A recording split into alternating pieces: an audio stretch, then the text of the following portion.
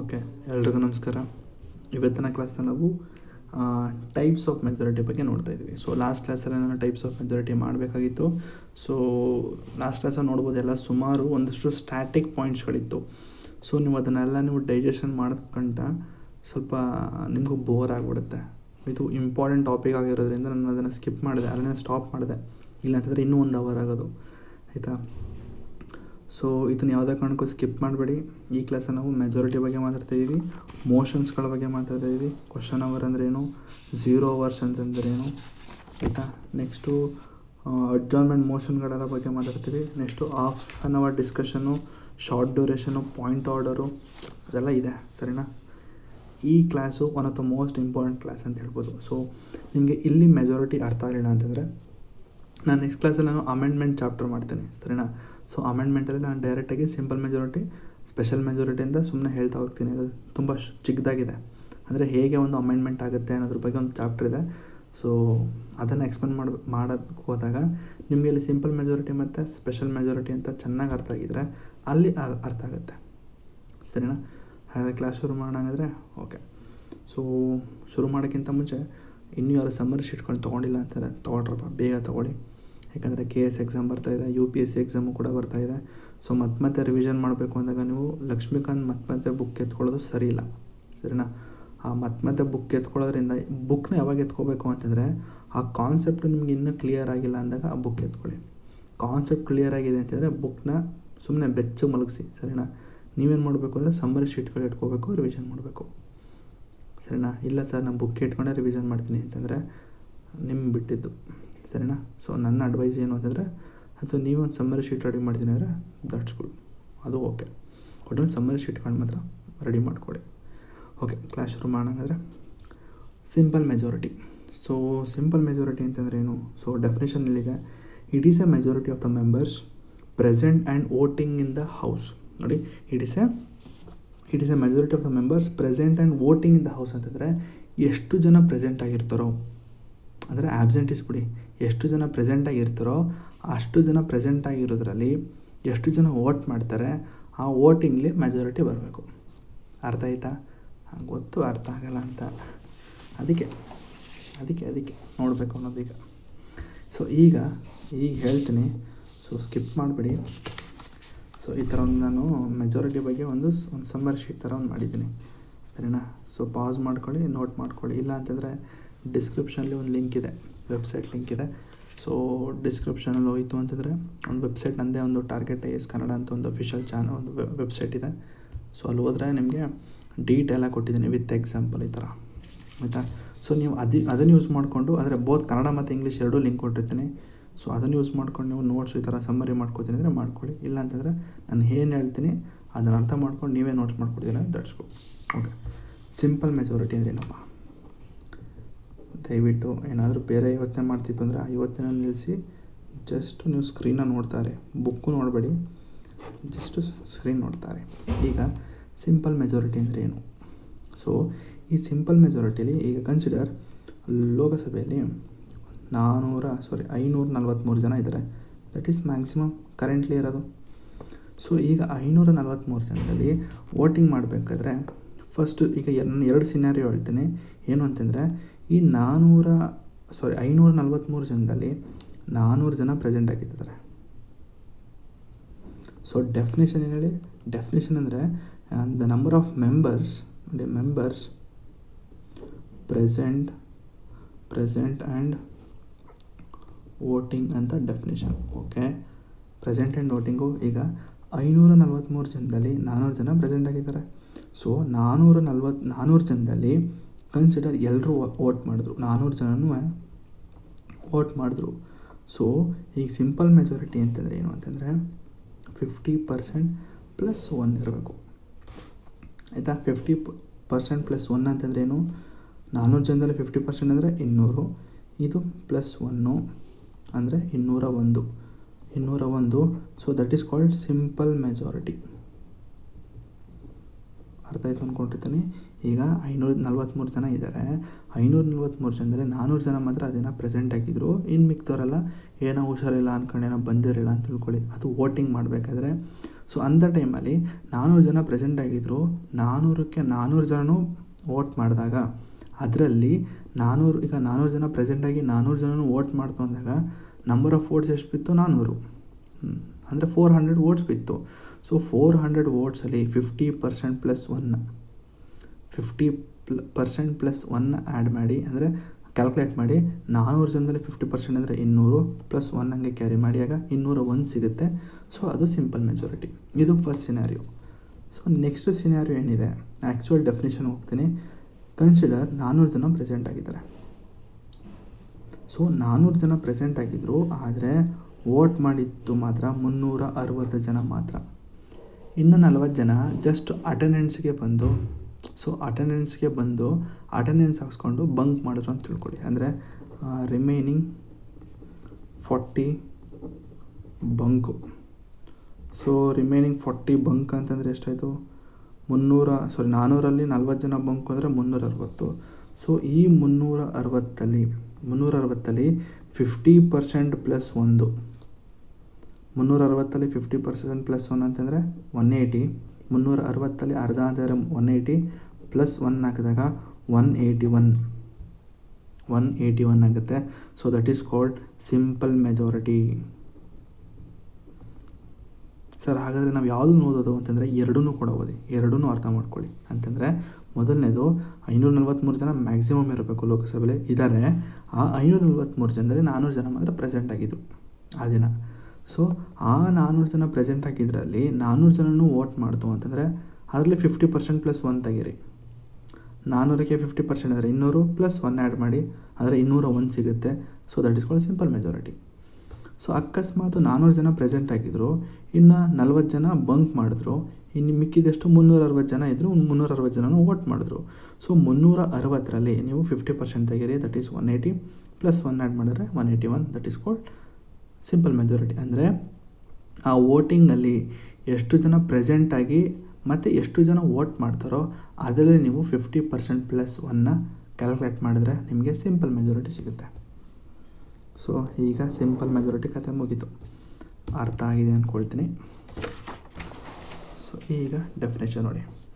So definition ಏನು ಹೇಳುತ್ತಪ್ಪ? Definition says it is a majority of the members present and voting in the house. ಆಯಿತಾ? ಎಷ್ಟು ಜನ present ಆಗಿರ್ತಾರೋ ಆ ಪ್ರೆಸೆಂಟ್ ಆಗಿರೋದ್ರಲ್ಲಿ ಎಷ್ಟು ಜನ ವೋಟ್ ಮಾಡ್ತಾರೋ ಆ ವೋಟಿಂಗಲ್ಲಿ ನಿಮಗೆ 50%, ಇಲ್ಲಿ ಬರ್ಕೊಳ್ಳಿ, 50% ಪ್ಲಸ್ 1. ಆಯಿತಾ? ಸೊ ನಾನು ಏನು ಹೇಳಿದೆ ಈ ಥರ ಎಕ್ಸಾಂಪಲು, ಈ ಥರ ವೆಬ್ಸೈಟ್ದು ಲಿಂಕ್ ಕೊಟ್ಟಿದ್ದೀನಿ ಡಿಸ್ಕ್ರಿಪ್ಷನಲ್ಲಿ, ಅಲ್ಲಿ ಈ ಥರ ಎಕ್ಸಾಂಪಲ್ಗಳು ಕೊಟ್ಟಿದ್ದೀನಿ. ಸೊ ಅದನ್ನು ಯೂಸ್ ಮಾಡಿಕೊಂಡು ನೀವು ಈ ಥರ ಶಾರ್ಟ್ ನೋಟ್ಸ್ ಮಾಡ್ಕೋಬೇಕು. ಇಲ್ಲ ಅಂತಂದರೆ ಜಸ್ಟ್ ಹಂಗೆ ಪಾಸ್ ಮಾಡಿಕೊಂಡು ಈ ಥರ ನೀವು ನೋಟ್ಸ್ನ ಕಾಪಿ ಮಾಡಿಕೊಂಡ್ರು ಓಕೆ. ಸೊ ಸ್ಕ್ರೋಲ್ ಮಾಡ್ತಾಯಿದ್ದೀನಿ. ಓಕೆ. ಸೊ ನೆಕ್ಸ್ಟು, ಸೊ ಈ ಥರ ಸಿಂಪಲ್ ಮೆಜಾರಿಟಿನ ಎಲ್ಲಿ ಯೂಸ್ ಮಾಡ್ತಾರೆ ಅಂತಂದರೆ, ಒಂದು ಆರ್ಡಿನರಿ ಬಿಲ್ಲು, ಮನಿ ಬಿಲ್ಲು ಮತ್ತು ಫಿನಾನ್ಷಿಯಲ್ ಬಿಲ್ಲು.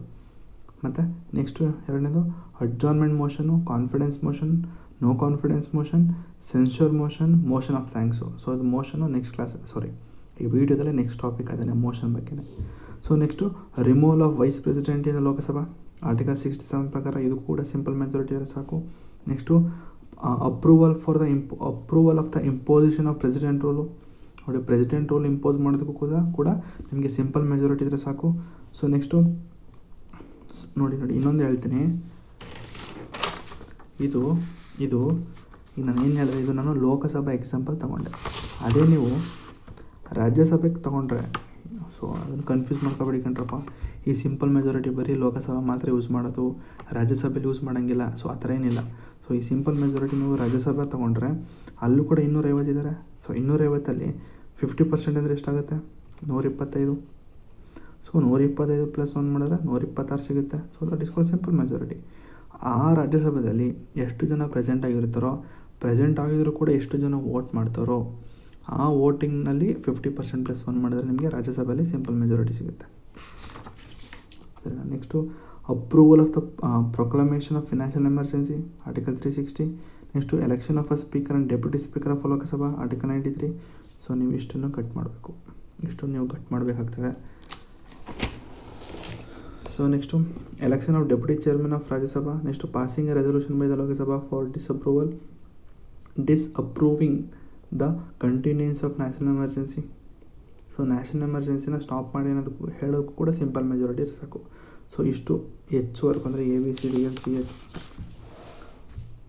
ಸೊ 6 1 2 8 ಪಾಯಿಂಟ್ಸು ನೀವು ಸಿಂಪಲ್ ಮೆಜಾರಿಟಿಲಿ ನೀವು ಇಷ್ಟೊಂದು ಈ ಒಂದು ಟಾಪಿಕ್ಸ್ ಅಂದರೆ ಈ ಒಂದು ಮ್ಯಾಟರ್ಸ್ ಮೇಲೆ ನೀವು ಸಿಂಪಲ್ ಮೆಜಾರಿಟಿನ ಯೂಸ್ ಮಾಡ್ತೀರಾ. ಸಿಂಪಲ್ ಮೆಜಾರಿಟಿ ಎಲ್ಲೆಲ್ಲಿ ಯೂಸ್ ಮಾಡ್ತಾರೆ ಅಂತಂದರೆ ಇಷ್ಟು ನೋಡ್ಕೊಳ್ಳಿ, ಇಷ್ಟು ಸರಿ. ಸಿಂಪಲ್ ಮೆಜಾರಿಟಿ ಅರ್ಥ ಆಗಿರುತ್ತೆ. So next effective majority. What you mean effective majority? So it means a majority of total membership of the house excluding the vacant seat. In other words, it is a majority of the effective strength of the house. ಅರ್ಥ ಆಗಿಲ್ಲ sir, definition ಮನೆ ಹಾಳಾಯಿತು ಬಿಟ್ಟಾಕಿ. ಈಗ ನಾನು ಇನ್ನೊಂದು example ಬರೆಸ್ತೀನಿ.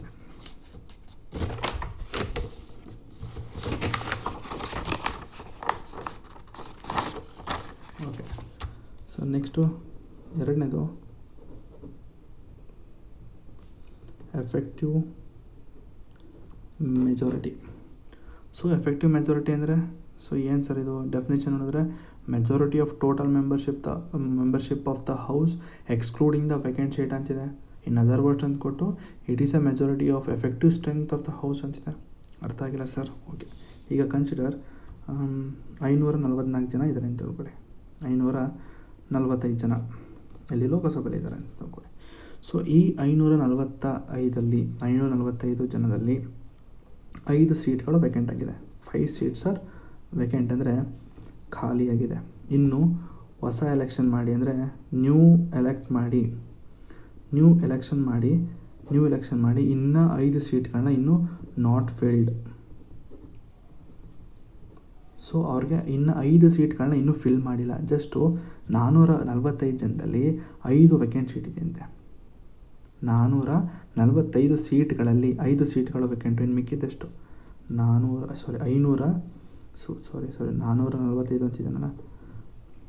ಫಸ್ಟಿಂದ ಹೇಳ್ತೀನಿ. ಈಗ 545 ಸೀಟ್ಗಳಲ್ಲಿ 545 seat ಇರಬೇಕು. 545 ಸೀಟಲ್ಲಿ 5 ಸೀಟು ವೇಕೆಂಟ್ ಇದೆ ಅಂತೆ.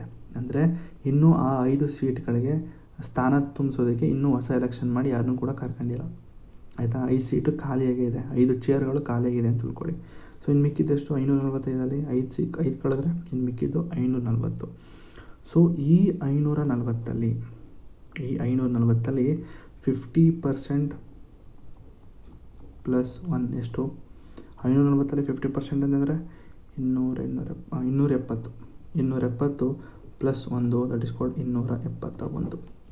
ಅಂದರೆ ಎಫೆಕ್ಟಿವ್ ಮೆಜಾರಿಟಿಲಿ ಟೋಟಲ್ ಸ್ಟ್ರೆಂತು ಬರ್ಕೊಳ್ಳಿ. Total strength minus vacant seat ಈ ಥರ ಬರ್ಕೊಂಡು ಹೋಗುತ್ತೆ. ಟೋಟಲ್ ಸ್ಟ್ರೆಂತ್ ಎಷ್ಟಿದೆ, ಆ ಟೋಟಲ್ ಸ್ಟ್ರೆಂತಲ್ಲಿ ವೇಕೆಂಟ್ ಸೀಟ್ಗಳು ಎಷ್ಟಿದೆ ಅದನ್ನು ರಿಮೂವ್ ಮಾಡಿ ಅದರಲ್ಲಿ ಈ ಮಿಕ್ಕಿದ್ರಲ್ಲಿ ಕನ್ಸಿಡರ್ ಇದನ್ನು ನಾನು ಎ ಅಂತ ತಿಳ್ಕೊತೀನಿ. ಸೊ ಆ ಎಲ್ಲಿ ಅದರಲ್ಲಿ 50% ಪ್ಲಸ್ 1 ಆಫ್ ಎ ಅಂತಂದರೆ ನಾನು ಸಿಂಪಲಾಗಿ ಒಂದು ವೇರಿಯಬಲ್ ಎ ಅಂತ ತೊಗೊಂಡು ಟೋಟಲ್ ಸ್ಟ್ರೆಂತಲ್ಲಿ ನೀವು ವೇಕೆಂಟ್ ಸೀಟ್ಗಳನ್ನ ಮೈನಸ್ ಮಾಡಿದ್ರೆ ಮಿಕ್ಕಿದಂಥ ಒಂದಷ್ಟು ಜನ ಸಿಗುತ್ತಲ್ಲ, ಅಷ್ಟು ಜನದಲ್ಲಿ ನೀವು 50% ಪ್ಲಸ್ 1ನ ಕ್ಯಾಲ್ಕುಲೇಟ್ ಮಾಡಿದ್ರೆ ನಿಮಗೆ ಆನ್ಸರ್ ಸಿಗುತ್ತೆ. ಅದು ಆನ್ಸರ್ ಏನು ಅಂದರೆ that is called effective majority.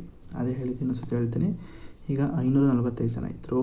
545 ಜನದಲ್ಲಿ 5 ಸೀಟ್ಗಳು ವೇಕೆಂಟ್ ಆಗಿದೆ. ಅಂದರೆ ಇನ್ನೂ ಎಲೆಕ್ಷನ್ ಮಾಡಿ ಅಂದರೆ ಆ 5 ಸೀಟ್ನ ಇನ್ನೂ ತುಂಬಿಸೋದಕ್ಕೆ ಯಾರೂ ಇಲ್ಲ, ಆ ಚೇರ್ಗಳು ಖಾಲಿಯಾಗಿದೆ ಅಂತ ತಿಳ್ಕೊಳ್ಳಿ. ಆ 545ಅಲ್ಲಿ 5ನ ತೆಗೆದ್ರೆ ಇನ್ನು ಮಿಕ್ಕಿದೆಷ್ಟು 540. ಸೊ ಆ 540ಅಲ್ಲಿ 50% ಅಂದರೆ ಎಷ್ಟು 270. ಸೊ 270 ಪ್ಲಸ್ 1 ಹಾಕಿದ್ರೆ 271. ಸೊ ಈ 271 ನಿಮ್ಮ ಎಫೆಕ್ಟಿವ್ ಮೆಜಾರಿಟಿ ಆಗಿರುತ್ತೆ. ಈಗ ಅರ್ಥ ಆಗಿದೆ ಅಂದ್ಕೊಂಡು ಟೆಕ್ಸ್ಟ್ ಬುಕ್ ನೋಡ್ತೀನಿ. So for example the effective majority in case of Rajya Sabha is 111 if there are 25 seats. ಇದು ಕೂಡ ರಾಜ್ಯಸಭೆನ ಇವರು ಎಕ್ಸಾಂಪಲ್ ತಗೊಂಡು ಇವರು ಅನ್ನೋದು ಎಕ್ಸಾಂಪಲ್ ಕೊಟ್ಟಿದ್ದಾರೆ. ಸೊ ಬೇಡ ನಮಗೆ ಈಗ ಸದ್ಯಕ್ಕೆ ನಾನು ಈ ಎಕ್ಸಾಂಪಲ್ ಏನು ಹೇಳಿದೆ ಇದು ಸಾಕು, ಸರಿನಾ. ಸೊ ಇನ್ನೊಂದು, this type of majority is referred in the constitution as a majority of all the then member of the house. ಇದನ್ನೇ ನಿಮಗೆ ಕ್ವಶನ್ ಪೇಪರಲ್ಲಿ ಕೇಳೋದು. ವಾಟ್ ಈಸ್ ಎಫೆಕ್ಟಿವ್ ಮೆಜಾರಿಟಿ ಅಂತಂದರೆ a majority of all the then members of the house ಅಂತಂದರೆ ಇದನ್ನೇ ಹೇಳ್ಬಿಡ್ತೀನಪ್ಪ. ಈ definition ಏನು ಅಂತಂದರೆ a majority of all the then member of the house ಅಂತಂದರೆ ಇದೆ, total strength minus vacant seat is equals to then members. ಇದೇ definition. A majority of all the then members of house ಅಂದರೆ ಇದೇ definition, total strength minus vacant seat. So ಈ ಥರ effective ಮೆಜಾರಿಟಿನ ನಾವು ಎಲ್ಲೆಲ್ಲಿ use ಮಾಡ್ತೀವಿ ಅಂತಂದರೆ, ಒಂದು removal of vice president in the Rajya Sabha. ನೋಡಿ ಇಲ್ಲಿ ಸಿಂಪಲ್ ಮೆಜಾರಿಟಿಲಿ removal of vice president in the Lok Sabha. So ಇಲ್ಲಿ ನೀವು ಸಿಂಪಲ್ ಮೆಜಾರಿಟಿ ಇದ್ರೆ ಸಾಕು. ವೈಸ್ ಪ್ರೆಸಿಡೆಂಟ್ನ ರಿಮೂವ್ ಮಾಡಬೇಕು ಅಂತಂದಾಗ ಲೋಕಸಭೆಯಲ್ಲಿ ಸಿಂಪಲ್ ಮೆಜಾರಿಟಿ ಇದ್ದರೆ ಸಾಕು. ಬಟ್ ಅದು ರಾಜ್ಯಸಭೆಗೆ ಬಂದಾಗ ಅದು ಎಫೆಕ್ಟಿವ್ ಮೆಜಾರಿಟಿಯಿಂದ ಪಾಸ್ ಆಯಿತು ಅಂತಂದಾಗ ಅವ್ರ ರಿಮೂವಲ್ ಪ್ರೊಸೆಸ್ಸು ಕಂಪ್ಲೀಟ್ ಆಗುತ್ತೆ, ಆಯಿತಾ. So removal process of vice president in Lok Sabha is simple majority.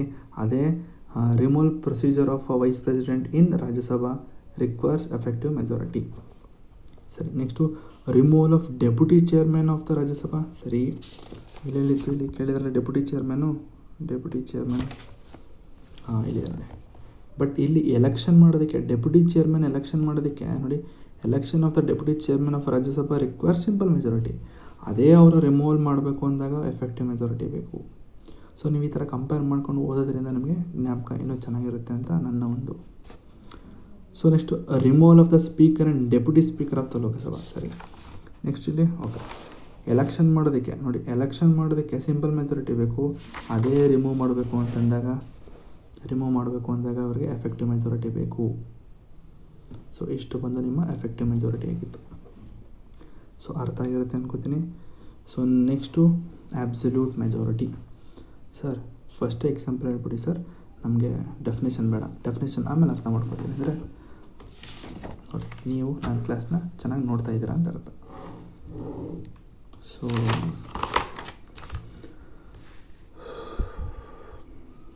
absolute majority, ಮೂರನೇದು absolute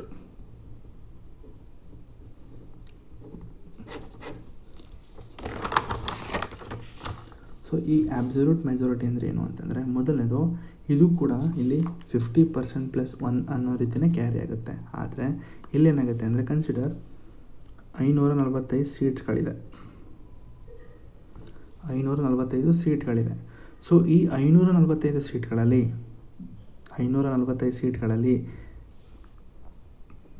50% + 1. ಸೊ ಇಲ್ಲಿ ಯಾವುದೇ ತರಹದ ಒಂದು ವೇಕೆಂಟ್ ಸೀಟು ಅಥವಾ ಆಬ್ಸೆಂಟೀಸು ಅಂತ ಏನು ಬರಲ್ಲ. ಜಸ್ಟ್ ಎಷ್ಟು ಟೋಟಲ್ ಸೀಟ್ಸ್ ಇದೆಯೋ ಆ ಟೋಟಲ್ ಸೀಟ್ಸಲ್ಲಿ 50% + 1. ಸೊ ಎಕ್ಸಾಂಪಲ್ ಕೊಡೋದಾದರೆ ಈ ಥರ ನಾವು ಎಲ್ಲಿ ಯೂಸ್ ಮಾಡ್ತೀವಿ ಅಂತಂದರೆ, ರಿಯಲ್ ಟೈಮ್ ಎಕ್ಸಾಂಪಲು ಜಸ್ಟ್ ಲೋಕಸಭೆ ಎಲೆಕ್ಷನ್ ಆಗುತ್ತೆ ನೋಡಿ. ಈಗ ನಾರ್ಮಲಾಗಿ ಈಗ PM ಎಲೆಕ್ಷನ್ ಆಯಿತು ಗೊತ್ತಲ್ವ. ಈಗ ಅಂದರೆ ಈಗ ನೀವು ವೋಟ್ ಮಾಡಿ ನೀವು BJP ಗೆಲ್ಸಿದ್ರಲ್ಲ, ಸೊ ಅದಕ್ಕೆ ನಾವು ಆಬ್ಸಲ್ಯೂಟ್ ಮೆಜಾರಿಟಿ ಅಂತೀವಿ. ಅಂದರೆ ಖಡಾಖಂಡಿತವಾಗಿ 272 ಅಥವಾ 273 ಸೀಟು ಬೇಕಲೇಬೇಕು, ಆಬ್ಸಲ್ಯೂಟ್ಲಿ ನೀಡೆಡ್. 545 ಸೀಟು ಅಂತಂದರೆ ಅದು ನೀವು ವೇಕೆಂಟು ಆಬ್ಸೆಂಟೀಸ್ ಯಾವುದು ಗೊತ್ತಿಲ್ಲ ಗುರು. ನನಗೆ ಆಬ್ಸಲ್ಯೂಟ್ ಮೆಜಾರಿಟಿ ಅಂತಂದರೆ ಈ 545 ಸೀಟ್ಗಳಲ್ಲಿ 50% + 1, 545 ಸೀಟ್ಗಳಲ್ಲಿ 50% + 1 ನಿಮಗೆ ಇನ್ನೂ ಒಂದು ಸತಿ 272 ಆಗುತ್ತೆ, 273. ಸೊ ಅದು 273 ಆಬ್ಸಲ್ಯೂಟ್ ಮೆಜಾರಿಟಿ ಅಂತೀವಿ. ಅರ್ಥ ಆಯ್ತಾ? ಆಬ್ಸಲ್ಯೂಟ್ ಮೆಜಾರಿಟಿ ಅಂತಂದರೆ ಎಷ್ಟು ಜನ ಪ್ರೆಸೆಂಟ್ ಆಗಿರ್ತಾರೋ ಅಥವಾ ವೋಟಿಂಗ್ ಮಾಡ್ತಾರೋ ಅದು ಲೆಕ್ಕ ಇಲ್ಲ, ಸರಿನಾ. ಆಬ್ಸಲ್ಯೂಟ್ ಮೆಜಾರಿಟಿ ಅಂದರೆ 545 ಸೀಟ್ ಇತ್ತು ಅಂತಂದರೆ ಅದರಲ್ಲಿ 50% + 1 ಇತ್ತು ಅಂದರೆ that is called absolute majority. ಅಷ್ಟೇ, ಇನ್ನೇನಿಲ್ಲ. ಅದರಲ್ಲಿ ನಿಮ್ಮ ನಾರ್ಮಲ್ ಎಲೆಕ್ಷನ್ ಆಗುತ್ತಲ್ಲ ಅದೇ. So it means the majority of total membership of the house. ಸರಿ, total membership of the house irrespective of the fact whether they are vacant seat or absentees. ನೋಡಿ, absentees ಮತ್ತು vacant ಸೀಟ್ನ ಅದನ್ನು ತಗೊಳಂಗೆ ಇಲ್ಲ ಇದರಲ್ಲಿ. ಅದಕ್ಕೆ ಇಲ್ಲಿ ಇರ್ರೆಸ್ಪೆಕ್ಟಿವ್ ಅಂತ ಕೊಟ್ಟಿರೋದು. ಇರ್ರೆಸ್ಪೆಕ್ಟಿವ್ ಮೀನ್ಸ್ ಇದನ್ನು ಆ್ಯಕ್ಚುಲಿ ಕನ್ಸಿಡರ್ ಮಾಡೋಂಗೇ ಇಲ್ಲ. ವೇಕೆನ್ಸಿ ಟು ಆಬ್ಸೆಂಟೀಸ್ ಅಂತ ಅನ್ನೋದು ಕನ್ಸಿಡರ್ ಮಾಡ್ದೇ ಆ್ಯಕ್ಚುಯಲ್ ಮೆಜಾರಿಟಿ ಏನು ಬರುತ್ತೋ that is called absolute majority. ಇಲ್ಲೇ ನೋಡಿ, absolute majority in case of Rajya Sabha is 123. ಅಂದರೆ 245 ಜನ ಇರಬೇಕು ಇದರಲ್ಲಿ ರಾಜ್ಯಸಭೆಯಲ್ಲಿ total number of members. So 245ಅಲ್ಲಿ 50% ಪ್ಲಸ್ 1 ಅಂದರೆ 122 ಪ್ಲಸ್ 1 ಆದಂಗೆ ಆಯ್ತದೆ. That is called 123. ಅದೇ ರೀತಿಯೂ ಲೋಕಸಭೆ ತಗೊಂಡ್ರೆ 272 ಔಟ್ ಆಫ್ 543 ಮೆಂಬರ್ಸ್. 543 ಮೆಂಬರ್ಸಲ್ಲಿ 50% ಪ್ಲಸ್ 1 ನೋಡಿ, ಇಲ್ಲ ಡೈರೆಕ್ಟ್ ಬರೀರಿ. ಇದು ಕೂಡ ಡೈರೆಕ್ಟಾಗಿ 50% ಪ್ಲಸ್ 1 50% ಪ್ಲಸ್ 1 ಮಾಡ್ತು ಅಂದರೆ that is called absolute majority. So ಇದು ಕೂಡ ಈಸಿ ಅಲ್ಲ, ಅದೇನಿಲ್ಲ, ಡೈರೆಕ್ಟಾಗಿ ಇಲ್ಲ. ಎಕ್ಸಾಂಪಲ್ಲು ಕೊಟ್ಟಿದ್ದಾರೆ ಇಲ್ಲಿ, ಇಲ್ಲ, ಜಸ್ಟ್ ನಾರ್ಮಲ್ ಲೋಕಸಭೆ ಎಲೆಕ್ಷನ್ ಅಂತ ತಿಳ್ಕೊಳ್ಳಿ. So next special majority. So sir ಇದನ್ನು ಕೂಡ ನೀವು ಫಸ್ಟ್ ನೀವು ಎಕ್ಸಾಂಪಲ್ ಕೊಟ್ಟು ಎಕ್ಸ್ಪ್ಲೇನ್ ಮಾಡಿಬಿಡಿ, ಆಮೇಲೆ ಡೆಫಿನೇಷನ್ ಓದಿ ಅಂತಾರೆ. ಒಂದು ನಿಮಿಷ ಶೀಟ್ ಎತ್ಕೊಳ್ತೀನಿ. ಸೊ ಓಕೆ, ಈಗ ನಾನು ಸ್ಪೆಷಲ್ ಮೆಜಾರಿಟಿ ಬಗ್ಗೆ ಹೇಳ್ತೀನಿ. ಸೊ 4ನೇದು ಸ್ಪೆಷಲ್ ಮೆಜಾರಿಟಿ. ಈ ಸ್ಪೆಷಲ್ ಮೆಜಾರಿಟಿಲಿ ಇದು ಕೂಡ 3 ಟೈಪ್ಸ್ ಇದೆ. ಸ್ವಲ್ಪ ಹತ್ತಿರ ಹಾಕೋಣ.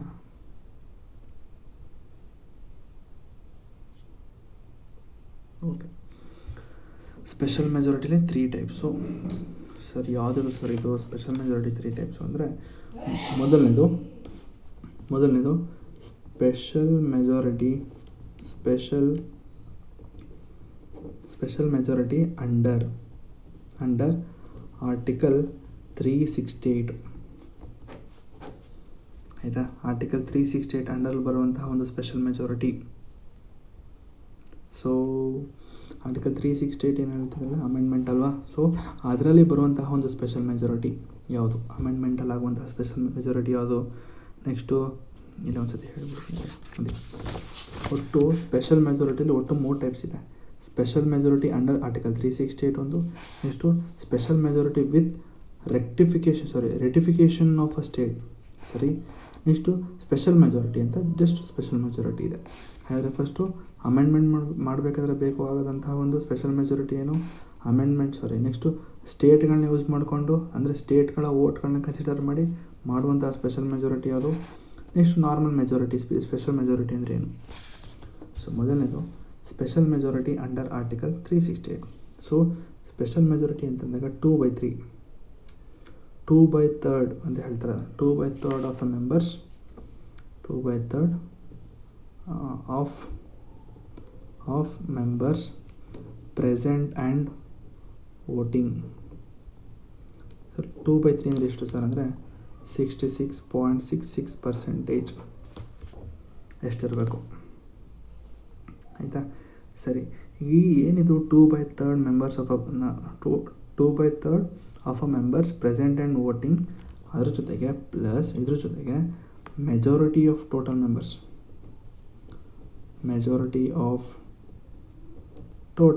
ಮೆಂಬರ್ಸ್,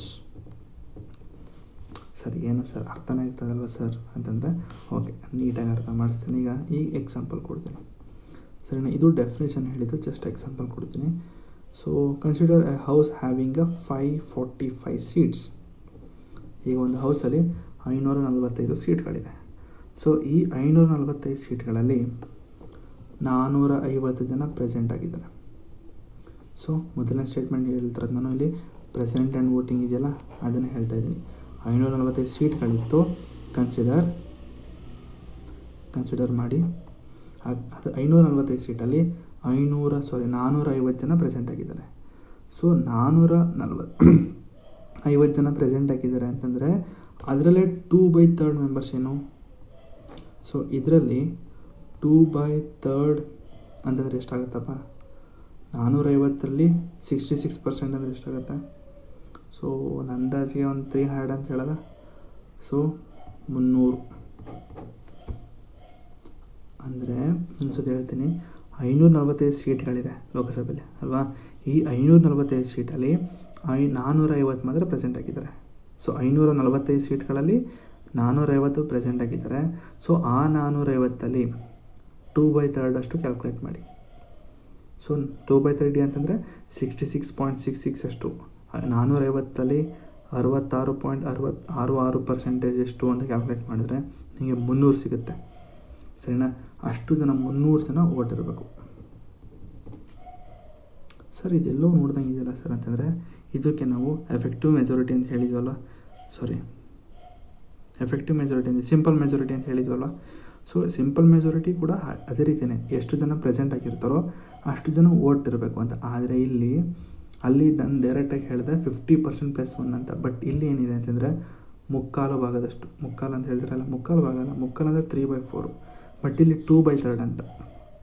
ಅಂದರೆ ಎಷ್ಟು ಜನ ಪ್ರೆಸೆಂಟ್ ಆಗಿರ್ತಾರೋ, ಇಲ್ಲಿ ವೋಟಿಂಗ್ ಲೆಕ್ಕ ಬರಲ್ಲ. ವೋಟಿಂಗ್ ಲೆಕ್ಕ ಬರುತ್ತಾ? ಇಲ್ಲ, ವೋಟಿಂಗ್ ಲೆಕ್ಕ ಬರಲ್ಲ. ಇಲ್ಲಿ ಎಷ್ಟು ಜನ ಪ್ರೆಸೆಂಟ್ ಆಗಿರ್ತಾರೋ ಅಷ್ಟು ಜನದಲ್ಲಿ ಇಲ್ಲಿ ಒಂದು ನಿಮಿಷ ಹೇಳ್ತೀನಿ, ಎಷ್ಟು ಜನ ವೋಟ್. ಸೊ ಓಕೆ, ಏನು ಅಂತಂದರೆ 545 ಸೀಟ್ಗಳಲ್ಲಿ 450 ಜನ ಪ್ರೆಸೆಂಟ್ ಆಗಿತ್ತು ಅಂತ ತಿಳ್ಕೊಳ್ಳಿ. ಅದರಲ್ಲಿ 450ಕ್ಕೆ 450 ಜನನು ವೋಟ್ ಮಾಡಿದಾಗ ಅದರಲ್ಲಿ ಆ ವೋಟ್ನಲ್ಲಿ ಬಂದಂತಹ ರೇಟಿಂಗ್ಸ್ ಅಂದರೆ ವೋಟಿಂಗ್ ಕೌಂಟ್ಸಲ್ಲಿ 2/3 ಅಷ್ಟು ಕ್ಯಾಲ್ಕುಲೇಟ್ ಮಾಡಬೇಕು. ಅಂದರೆ 450ಅಲ್ಲಿ 66% ಅಂದರೆ 300 ವೋಟು. ಸೊ ಈ 300 ವೋಟು ಆ್ಯಕ್ಚುಲಾಗಿ ಆಬ್ಸಲ್ಯೂಟ್ ಮೆಜಾರಿಟಿಗಿಂತ ಜಾಸ್ತಿ ಇದೆ.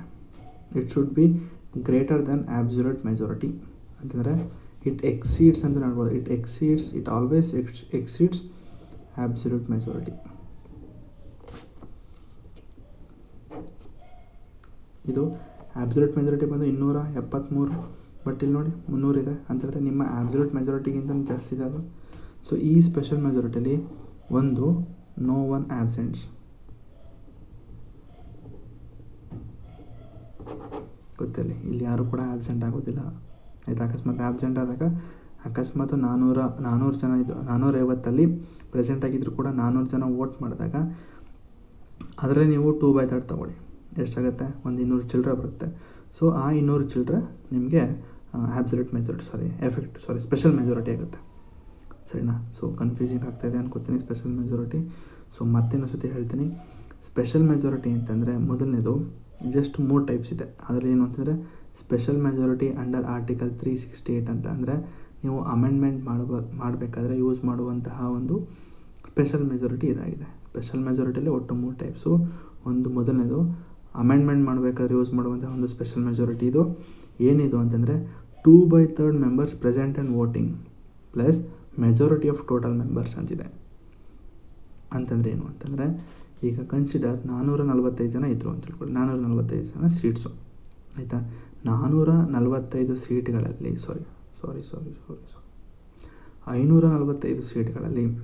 545 ಸೀಟ್ಗಳಲ್ಲಿ 450 ಜನ ಪ್ರೆಸೆಂಟ್ ಆಗಿದ್ದಾರೆ. 450 ಜನ ಪ್ರೆಸೆಂಟ್ ಆಗಿದ್ದಾರೆ. 545 ಸೀಟಲ್ಲಿ 450 ಜನ ಪ್ರೆಸೆಂಟ್ ಆಗಿದ್ದಾರೆ. ಇನ್ನು ಮಿಕ್ಕಿದೆ ಎಲ್ಲೋದ್ರು ಸರ್ ಅಂದರೆ ಗೊತ್ತಿಲ್ಲ ಸರ್. ಮಿಕ್ಕಿದವರು ಏನೋ ಪಾರ್ಟಿ ಮಾಡೋಕ್ಕೆ ಹೋದ್ರೆ ಏನಕ್ಕೆ ಹೋದರೂ ಗೊತ್ತಿಲ್ಲ. ಸೊ ಈ 450ಅಲ್ಲಿ 2/3 ಕ್ಯಾಲ್ಕುಲೇಟ್ ಮಾಡಿ. ಅಂದರೆ 2/3 ಭಾಗದಷ್ಟು. 3ರಲ್ಲಿ 2 ಭಾಗದಷ್ಟು ಅಂದರೆ 66%. ನೀವು 450ಅಲ್ಲಿ ನೀವು 66% ಕ್ಯಾಲ್ಕುಲೇಟ್ ಮಾಡಿದ್ರೆ ಅಥವಾ 2/3 ಅಷ್ಟು ಕ್ಯಾಲ್ಕುಲೇಟ್ ಮಾಡಿದ್ರೆ ನಿಮಗೆ 300 ವೋಟ್ಗಳು ಸಿಗುತ್ತೆ. ಆದರೆ ಇಲ್ಲಿ ಅಂದರೆ ನೀವು ಅರ್ಥ ಮಾಡ್ಕೋಬೇಕು, 450 ಜನ ಪ್ರೆಸೆಂಟು ಪ್ಲಸ್ ವೋಟು. 450 ಜನ ಪ್ರೆಸೆಂಟಾಗಿ ಕೂಡ 450 ಜನ ವೋಟು ಕೂಡ ಮಾಡಿರ್ತಾರೆ. 450ಕ್ಕೆ 450 ಜನ ಕೂಡ ವೋಟ್ ಮಾಡಿರ್ತಾರೆ. ಸೊ ಅಂಥ ಟೈಮಲ್ಲಿ ನೀವು 2/3 ಕ್ಯಾಲ್ಕುಲೇಟ್ ಮಾಡಿದ್ರೆ ನಿಮಗೆ 300 ವೋಟ್ ಸಿಗುತ್ತೆ. ಸೊ 300 ವೋಟು ನಿಮ್ಮ ಆಬ್ಸಲ್ಯೂಟ್ ಮೆಜಾರಿಟಿಗಿಂತ ಜಾಸ್ತಿ ಇದೆ ಅಲ್ವಾ. ಸೊ ಆಬ್ಸಲ್ಯೂಟ್ ಮೆಜಾರಿಟಿಲಿ 273 ಇರಬೇಕು. ಬಟ್ ನಿಮಗೆ ಸ್ಪೆಷಲ್ ಮೆಜಾರಿಟಿಲಿ ಆಬ್ಸಲ್ಯೂಟ್ ಮೆಜಾರಿಟಿಗಿಂತ ಜಾಸ್ತಿ ಇದೆ ಸ್ಪೆಷಲ್ ಮೆಜಾರಿಟಿ. ಸೊ ಅಷ್ಟೇ. ಸೊ ಈಗ ಇದು ನೋಡ್ಬೇಕು. ಈಗ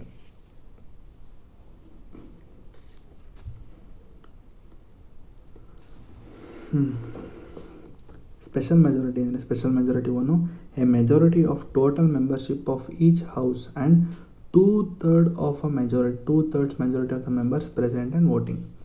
ಸೊ ಇಷ್ಟು ಏನು ಹೇಳಿದೆ ಅದನ್ನು ಎಲ್ಲೆಲ್ಲಿ ಯೂಸ್ ಮಾಡ್ತೀವಿ ಅಂತಂದರೆ, ಒಂದು ಅಮೆಂಡ್ಮೆಂಟ್ ಆಫ್ ದ ಕಾನ್ಸ್ಟಿಟ್ಯೂಷನ್, ತಿದ್ದುಪಡಿ ಮಾಡಬೇಕಾದ್ರೆ. ಸೊ ನಾನು ನೆಕ್ಸ್ಟ್ ಕ್ಲಾಸಲ್ಲಿ ನಾನು ತಿದ್ದುಪಡಿ ಅಂದರೆ ಅಮೆಂಡ್ಮೆಂಟ್ ಬಗ್ಗೆ ಮಾಡ್ತೀನಿ ಕ್ಲಾಸು. ಸೊ ಅಲ್ಲಿ ಆರ್ಟಿಕಲ್ 368 ಪ್ರಕಾರ amendment of the constitution. So next removal of a judge of the supreme court. Supreme court ಕೂಡ ಆಗಲೇ ಮಾಡಿದ್ದೀನಿ. ಸುಪ್ರೀಂ ಕೋರ್ಟಲ್ಲಿ ಜಡ್ಜ್ನ ರಿಮೂವ್ ಮಾಡೋದಕ್ಕೆ ಯೂಸ್ ಮಾಡುವಂತಹ ಮೆಜಾರಿಟಿ ಯಾವುದಂದರೆ ಇದೆ special majority. Next removal of a judge of a high court, article 217 ಪ್ರಕಾರ ಇದು ಕೂಡ ಯೂಸ್ ಮಾಡ್ತೀವಿ special majority. Removal of controller and auditor general, removal of chief election commissioner, removal of state election commissioner. Next parliamentary approval of proclamation of national emergency. So national ಎಮರ್ಜೆನ್ಸಿನ stop ಮಾಡೋದಕ್ಕೆ use ಮಾಡ್ಬೋದಂತ ಒಂದು simple ಮೆಜಾರಿಟಿನ ನೋಡಿ. Passing a resolution of a Lok Sabha by the Lok Sabha for disapproving the continuance of a national emergency. National ಎಮರ್ಜೆನ್ಸಿನ stop ಮಾಡಿ ಅಂತ ಹೇಳೋದಕ್ಕೆ ಸಿಂಪಲ್ ಮೆಜಾರಿಟಿ ಬೇಕು. ಅದೇ ನ್ಯಾಷನಲ್ ಎಮರ್ಜೆನ್ಸಿನ ಇಂಪೋಸ್ ಮಾಡಿ ಅನ್ನೋದಕ್ಕೆ ಒಂದು ಸ್ಪೆಷಲ್ ಮೆಜಾರಿಟಿ ಬೇಕಾಗ್ತದೆ. ಸೊ ಇದು ಸ್ಪೆಷಲ್ ಮೆಜಾರಿಟಿ 1. 2 ಅಂದರೆ ಇನ್ನೊಂದು ಇದೆ, ನೆಕ್ಸ್ಟು 3 ಅನ್ನೋದು ಕೂಡ ಹೇಳ್ತೇನೆ. ಈಗ ಇಷ್ಟು ಅರ್ಥ ಆಗಿದೆ ಗೊತ್ತಿನ ಸ್ಪೆಷಲ್ ಮೆಜಾರಿಟಿ. ಇದು ನೆಕ್ಸ್ಟು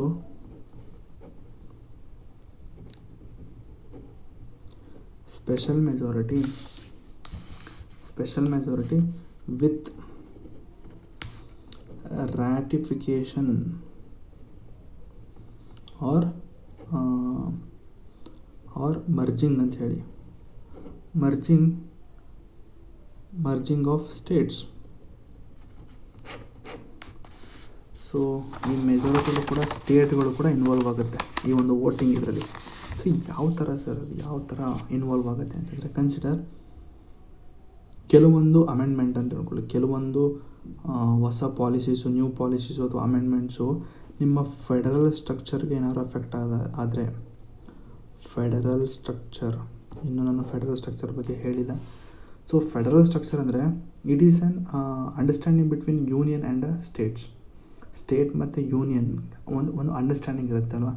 ಸೊ ಆ ಯೂನಿಯನ್ ಮತ್ತು ಸ್ಟೇಟ್ಗೆ ಅಂಡರ್ಸ್ಟ್ಯಾಂಡಿಂಗ್ಗೆ ಏನಾದರೂ ಒಂದು ಕುತ್ತು ಬರುವಂತಹ ಒಂದಷ್ಟು ಪಾಲಿಸೀಸ್ ಅಥವಾ ಅಮೆಂಡ್ಮೆಂಟ್ ಏನಾದರೂ ಆಗ್ತಾ ಇದೆ, ಅದರಿಂದ ತೀವ್ರವಾಗಿ ಯೂನಿಯನ್ ಆ್ಯಂಡ್ ಸ್ಟೇಟ್ ರಿಲೇಷನ್ಶಿಪ್ಪು ಹದಗೆಡುತ್ತೆ ಅಥವಾ ಹಾಳಾಗುತ್ತೆ ಅನ್ನೋ ಒಂದು ಟೈಮ್ನಲ್ಲಿ ಈ ಒಂದು special majority with merging of the States ಅಥವಾ ರ್ಯಾಟಿಫಿಕೇಷನ್ ಆಫ್ ಸ್ಟೇಟ್ಸ್ ಅಂತ ಕರೀತಾರೆ. ಸೊ ಯಾವಾಗ ಅಂತಂದರೆ GST. ಸೊ GST ಕೌನ್ಸಿಲ್ ಈಗ ತಾನೇ ರೀಸೆಂಟಾಗಿ ನಿನ್ನೆ ಮೊನ್ನೆ ಪಾಪ್ಕಾರ್ನ್ ಬಗ್ಗೆ ಆಯಿತು. ಪಾಪ್ಕಾರ್ನ್ ಬಗ್ಗೆ ಎಷ್ಟು 0.0 ಸಮಥಿಂಗ್ ಎಷ್ಟು ಆಗಿ GST ಹಾಕಿದ್ದಾರೆ ಪಾಪ್ಕಾರ್ನ್ಗೂ ಕೂಡ. ಸೊ ಈ GST ಕೌನ್ಸಿಲು ನಾನು ಆಗಲೇ GST ಮಾಡಿದ್ದೀನಿ ಗೊತ್ತಿನ GST ಕೌನ್ಸಿಲ್ ಬಗ್ಗೆ. ಸೊ ಈ ಥರ GST ತರಬೇಕು ಅಂತಂದಾಗ ಇಟ್ ಅಫೆಕ್ಟ್ಸ್ ಅಂದರೆ ಈಗ ಯೂನಿಯನ್ ತಂದುಬಿಡ್ತಾರೆ GST, ಇದಕ್ಕೆ ಹೊಣೆಗಾರಿಕೆ ಯಾರ್ದಾಗಿರುತ್ತೆ ಅಲ್ಲಿ ಸ್ಟೇಟ್ದಾಗಿರುತ್ತೆ. ಆಗೇನಾಗುತ್ತೆ, ನಿಮ್ಮ ಯೂನಿಯನ್ ಮತ್ತು ಸ್ಟೇಟ್ ಎರಡರ ಒಂದು ರಿಲೇಷನ್ಶಿಪ್ಪು ತುಂಬ ಹಾಳಾಗುತ್ತೆ. ಸೊ ಅಂಥ ಟೈಮಲ್ಲಿ ಏನು ಮಾಡ್ತಾರೆ, GST ಕೌನ್ಸಿಲು ಸ್ಟೇಟ್ನು ಕೂಡ ಕರೀತಾರೆ, ಬನ್ರಪ್ಪ ಇದು ಯಾಕೋ ನಮ್ಮಿಬ್ಬರು ಸಂಬಂಧ ಹಾಳಾಗುತ್ತೆ ಅನ್ನೋ ಥರ ಇದೆ, ಸೊ ನಿಮ್ಮ ಒಂದು ಒಪಿನಿಯನ್ ಅಂತ ತಿಳಿಸಿ ಅಂತ ಹೇಳಿ ಸ್ಟೇಟ್ನು ಕೂಡ ಕರೆಸ್ತಾರೆ. ಇಲ್ಲೂ ಕೂಡ 2/3 ವೋಟಿಂಗ್ ಆಗುತ್ತೆ, ಪ್ರೆಸೆಂಟ್ ಆ್ಯಂಡ್ ವೋಟಿಂಗು ಪ್ಲಸ್ ಇಲ್ಲೂ ಕೂಡ 50% ಆಫ್ ಸ್ಟೇಟ್ ಇರಬೇಕು. ಅರ್ಥ ಆಗಿಲ್ಲ ಸರ್ ತಲೆ ಕೆಡ್ಸ್ಕೊಬೇಡಿ, ಎಕ್ಸಾಂಪಲ್ ಕೊಡ್ತೀನಿ ಈಗ. ಸೊ ಈಗ ನಿಮಗೆ ಇಲ್ಲಿ 2/3 ಮೆಂಬರ್ಸ್ ಗೊತ್ತಾಯ್ತಲ್ಲ ಈಗ, ಅಂದರೆ ಎಷ್ಟು ಜನ ಪ್ರೆಸೆಂಟಾಗಿರ್ತಾರೋ ಮತ್ತು ಎಷ್ಟು ಜನ ವೋಟ್ ಮಾಡಿರ್ತಾರೋ ಅದರಲ್ಲಿ ನೀವು 2/3ನ ಕ್ಯಾಲ್ಕುಲೇಟ್ ಮಾಡಿದ್ರೆ ನಿಮಗೆ ಸ್ಪೆಷಲ್ ಮೆಜಾರಿಟಿ ಸಿಕ್ತು ಅಂತ. ಸರಿ, ಸೊ ಈಗ ಅದೇ ಮೆಜಾರಿಟಿ ಇಲ್ಲಿ ಸಿಕ್ತು. ಇಲ್ಲಿ ನಾರ್ಮಲಾಗಿ 1 ಇತ್ತಲ್ಲ, ಮೊದಲನೇ ಸ್ಪೆಷಲ್ ಮೆಜಾರಿಟಿ ಹೇಳಿದ್ನಲ್ಲ, ಇದೇ ಮೆಜಾರಿಟಿ ಅಂತ ತಿಳ್ಕೊಳ್ಳಿ. ಪ್ಲಸ್ ಈ 50% ವೋಟ್ ಏನು ಅಂತಂದರೆ ಸ್ಟೇಟ್ಗಳದು, ಈ 50% ಅಲಾಂಗ್ ವಿತ್ ಸ್ಟೇಟ್. ಓಕೆ, 50% ಸ್ಟೇಟ್ಗಳನ್ನ ಕರೀತಾರೆ. ಕನ್ಸಿಡರ್ ಇನ್ ಇಂಡಿಯಾ ಒಂದು 50 ಜನ ಇದ್ದಾರೆ, 50 ಸ್ಟೇಟ್ ಇದೆ ಅಂತ ತಿಳ್ಕೊಳ್ಳಿ. ಸೊ 50 ಸ್ಟೇಟ್ಸ್ ಇದ್ದಾಗ ಅದರಲ್ಲಿ 50% ಅಂತಂದಾಗ 25 ಜನ ಸ್ಟೇಟ್ಗಳು ಪ್ಲಸ್ 50% ಸರಿ ಸೇರಿಸ್ಕೊಳ್ಳಿದ್ದು ಕೂಡ. ಈಗ 50% ವೋಟ್ ಅಂದಾಗ ಅದೇನಾಗುತ್ತೆ, ಮಧ್ಯಕ್ಕೆ ನಿಂತ್ಕೊಬಿಡುತ್ತೆ. ಸೊ ಅದಕ್ಕೆ ಹೇಳ್ತಾ ಇರೋದು 50% ಅಂದಾಗ 50% ಪ್ಲಸ್ 1 ಆ್ಯಡ್ ಮಾಡಿ. ಆಗ ಸ್ಟೇಟ್ಗಳು 50 ಸ್ಟೇಟ್ ಇದ್ದರೆ ನಮ್ಮ ಇಂಡಿಯಾದಲ್ಲಿ, ಆ 50 ಸ್ಟೇಟಲ್ಲಿ 25 ಪ್ಲಸ್ 1 ಅಂತಂದರೆ 26 ವೋಟ್ಗಳು ಸ್ಟೇಟ್ಗಳಿಂದ ಬಂತು ಅಂದರೆ ಅದು ಪಾಸ್ ಅಂತ. That is called special majority with ratification ಅಥವಾ ಮರ್ಜಿಂಗ್ ಆಫ್ ಅ ಸ್ಟೇಟ್ಸ್ ಅಂತ ಹೇಳ್ತೀನಿ. ಸೊ ಕನ್ಸಿಡರ್ ಇದು ಯಾಕೆ ತರ್ತಾರೆ ಇದನ್ನು ಅಂತಂದರೆ, ನಿಮ್ಮ ಒಂದು ಯೂನಿಯನ್ನು ಅಥವಾ ಸೆಂಟರು ಮತ್ತು ಆ ಸ್ಟೇಟ್ ಎರಡೂ ಒಂದು ರಿಲೇಷನ್ಶಿಪ್ ಹಾಳಾಗ್ಬೋದು ಅಂತ ಹೇಳಿ ಈ ಒಂದು ಸ್ಟೇಟ್ಗಳನ್ನ ವೋಟಿಂಗ್ ಕರೀತಾರೆ. ನೋಡ್ರಪ್ಪ ಸ್ಟೇಟ್ಗಳೇ, ನಾನು ಒಂದು ಹೊಸ ರೂಲ್ಸ್ ತರ್ತಾಯಿದ್ದೀನಿ ಅಂತ ಅಂದ್ಬಿಟ್ಟು ಯೂನಿಯನ್ ಹೇಳುತ್ತೆ, ನಾನು GST ಅಂತ ತರ್ತಾಯಿದ್ದೀನಿ. ಸೊ ಈ GST ತರೋದ್ರಿಂದ ಇಟ್ ಅಫೆಕ್ಟ್ಸ್ ಅವರ್ ರಿಲೇಷನ್ಶಿಪ್, ನಮ್ಮ ಫೆಡರಲ್ ಸ್ಟ್ರಕ್ಚರ್ ಹಾಳಾಗುತ್ತೆ, ನಮ್ಮಿಬ್ಬರ ಒಂದು ರಿಲೇಷನ್ಶಿಪ್ ಹಾಳಾಗುತ್ತೆ. ಅದಕ್ಕೆ ನೀವೇನು ಮಾಡಿ, ನಿಮ್ಮ ಒಪಿನಿಯನ್ನ ತಿಳಿಸಿ. ನಾವೊಂದು ವೋಟಿಂಗ್ ಮಾಡ್ತಾಯಿದ್ದೀವಿ, ಆ ವೋಟಿಂಗಲ್ಲಿ ನಿಮ್ಮ ಒಂದು ವೋಟಿಂಗನ್ನು ಮಾಡಿ ಅಂತ ಹೇಳಿ ಇಲ್ಲೂ ಕೂಡ ಮೆಂಬರ್ಸ್ಗಳು ವೋಟ್ ಮಾಡ್ತಾರೆ. ಆದರೆ ಮೆಂಬರ್ಸ್ಗಳು ಇದಂತ ನಾನು ಹೇಳಿದ್ನಲ್ಲ 543 ಜನ ಇತ್ತು ಅಂದರೆ ಅದರಲ್ಲಿ 450 ಜನ ಪ್ರೆಸೆಂಟ್ ಆಗಿರ್ತಾರೆ. ಸೊ 450 ಜನ ಪ್ರೆಸೆಂಟ್ ಆಗಿರೋದ್ರಲ್ಲಿ 2/3 ಜನ 2/3 ಅಷ್ಟು ವೋಟ್ ಮಾಡ್ತಾರೆ. ಆಯಿತಾ, 2/3 ಅಷ್ಟು ಜನ ವೋಟಿಂಗ್ ಇತ್ತು ಅಂದರೆ that is called special majority. Sir ಇದೊಂದು ಬಂದರೆ ಸಾಕಾ ಅಂತಂದರೆ ಇಲ್ಲ, ಈ ಒಂದು ಮರ್ಜಿಂಗ್ ಆಫ್ ಸ್ಟೇಟಲ್ಲಿ ಇದ್ರ ಜೊತೆಗೆ ಪ್ಲಸ್ ಇದು ಕೂಡ ಇನ್ಕ್ಲೂಡ್ ಆಗಬೇಕು. ಎಲ್ಲ ಸ್ಟೇಟ್ಗಳಲ್ಲೂ ಕೂಡ ಒಂದು CM ಅವ್ರು ಅಟೆಂಡ್ ಆಗ್ತಾರೆ, ಇಲ್ಲಾಂದರೆ ಫೈನಾನ್ಸ್ ಮಿನಿಸ್ಟರ್ಗಳು ಅಟೆಂಡ್ ಆಗ್ತಾರೆ ಸ್ಟೇಟಿಂದ. ಸೊ ಒಬ್ಬರು ಹೋಗ್ತಾರೆ, ಬಟ್ ಒಂದು ಸ್ಟೇಟ್ಗೆ ಒಂದೇ ವೋಟ್ ಇರುತ್ತೆ. ಸೊ ಅಕಸ್ಮಾತ್ ನಮ್ಮ ಇಂಡಿಯಾದಲ್ಲಿ 50 ಸ್ಟೇಟ್ ಇತ್ತು ಅಂತ ತಗೊಂಡ್ರೆ ಅದರಲ್ಲಿ 50% ಪ್ಲಸ್ 1 ತಗೋಬೇಕು. 50 ಸ್ಟೇಟಲ್ಲಿ 25 ಸ್ಟೇಟು ಪ್ಲಸ್ 1 ಸ್ಟೇಟು 26 ಸ್ಟೇಟ್ಗಳು ನಾವು ಇದಕ್ಕೆ ಒಪ್ಪಿದ್ದೀವಿ ಅಂತಂದರೆ ಇದು ಕೂಡ ಎರಡೂ ಪಾಸ್ ಆಯಿತು ಅಂದರೆ ಎರಡೂ ಮರ್ಜಾಗಿ ಇದು ಕೂಡ ಪಾಸ್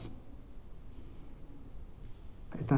ಸೊ ಎಲ್ಲಿ ಅಂತಂದರೆ ಇದನ್ನು ಎಲ್ಲೆಲ್ಲಿ ಯೂಸ್ ಮಾಡ್ತಾರೆ ಅಂದರೆ GST ಕೌನ್ಸಿಲು ರೀಸೆಂಟಾಗಿ ಪಾಪ್ಕಾರ್ನ್ ಮೇಲೆ GST ಹಾಕಿದ್ದಾರೆ. ಸೊ ಅದಕ್ಕೆ ನಾನು ಹೇಳಿದ್ದು ಇದು special majority with ratification or merging of states ಅಂದರೆ ನಾರ್ಮಲ್ ಸ್ಪೆಷಲ್ ಮೆಜಾರಿಟಿ ಪ್ಲಸ್ ಸ್ಟೇಟ್ದು 50% ಪ್ಲಸ್ 1 ಅಷ್ಟೇ.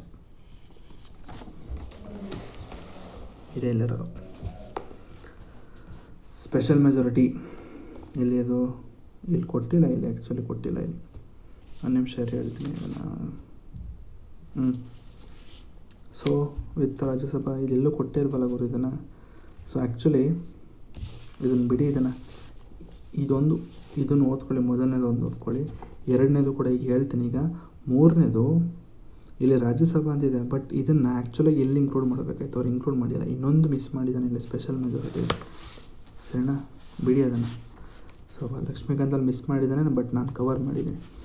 So special majority with ratification of state ಆಯಿತು ಅಂದರೆ 2/3 members present and voting in the both house of the parliament both house along with approval of 50% of the state legislature. So example GST introduction requires this majority. Next special majority ಅಂತ ಇನ್ನೊಂದಿದೆ ಮೂರನೇದು. ಏನು ಅಂತಂದರೆ 2/3 present and voting ಅಂದರೆ 2/3 present and voting ಅಂತಂದರೆ 2/3 present and voting ಅಂದರೆ 2/3 of a members present and voting ಅಷ್ಟೇ. Impeachment of president, approval of resolution for the removal of supreme court and high court if 400 members present. ನೋಡಿ 400 ಜನ present ಆಗಿತ್ತು ಅಂದರೆ at least 277 vote ಬೇಕು. ಅರ್ಥ ಆಯ್ತಾ. ಅಕಸ್ಮಾತು 400 ಜನ ಇತ್ತು ಅಂತ ತಿಳ್ಕೊಳ್ಳಿ, 400 ಜನ ಇತ್ತು ಅಂತಂದರೆ ಅಷ್ಟರಲ್ಲಿ 267 ವೋಟ್ ಬೇಕಲೇಬೇಕು. So that is called special majority. But ಇಲ್ಲಿ ಪ್ರೆಸೆಂಟಾಗಿ ಕೂಡ ಅಲ್ಲಿ ಎಷ್ಟು ಜನ ವೋಟ್ ಮಾಡ್ತಾರೆ ಆ ವೋಟಿಂಗ್ನ ಕನ್ಸಿಡರ್ ಮಾಡಿ ಇಷ್ಟು ಅಂತ ಹೇಳಲ್ಲ.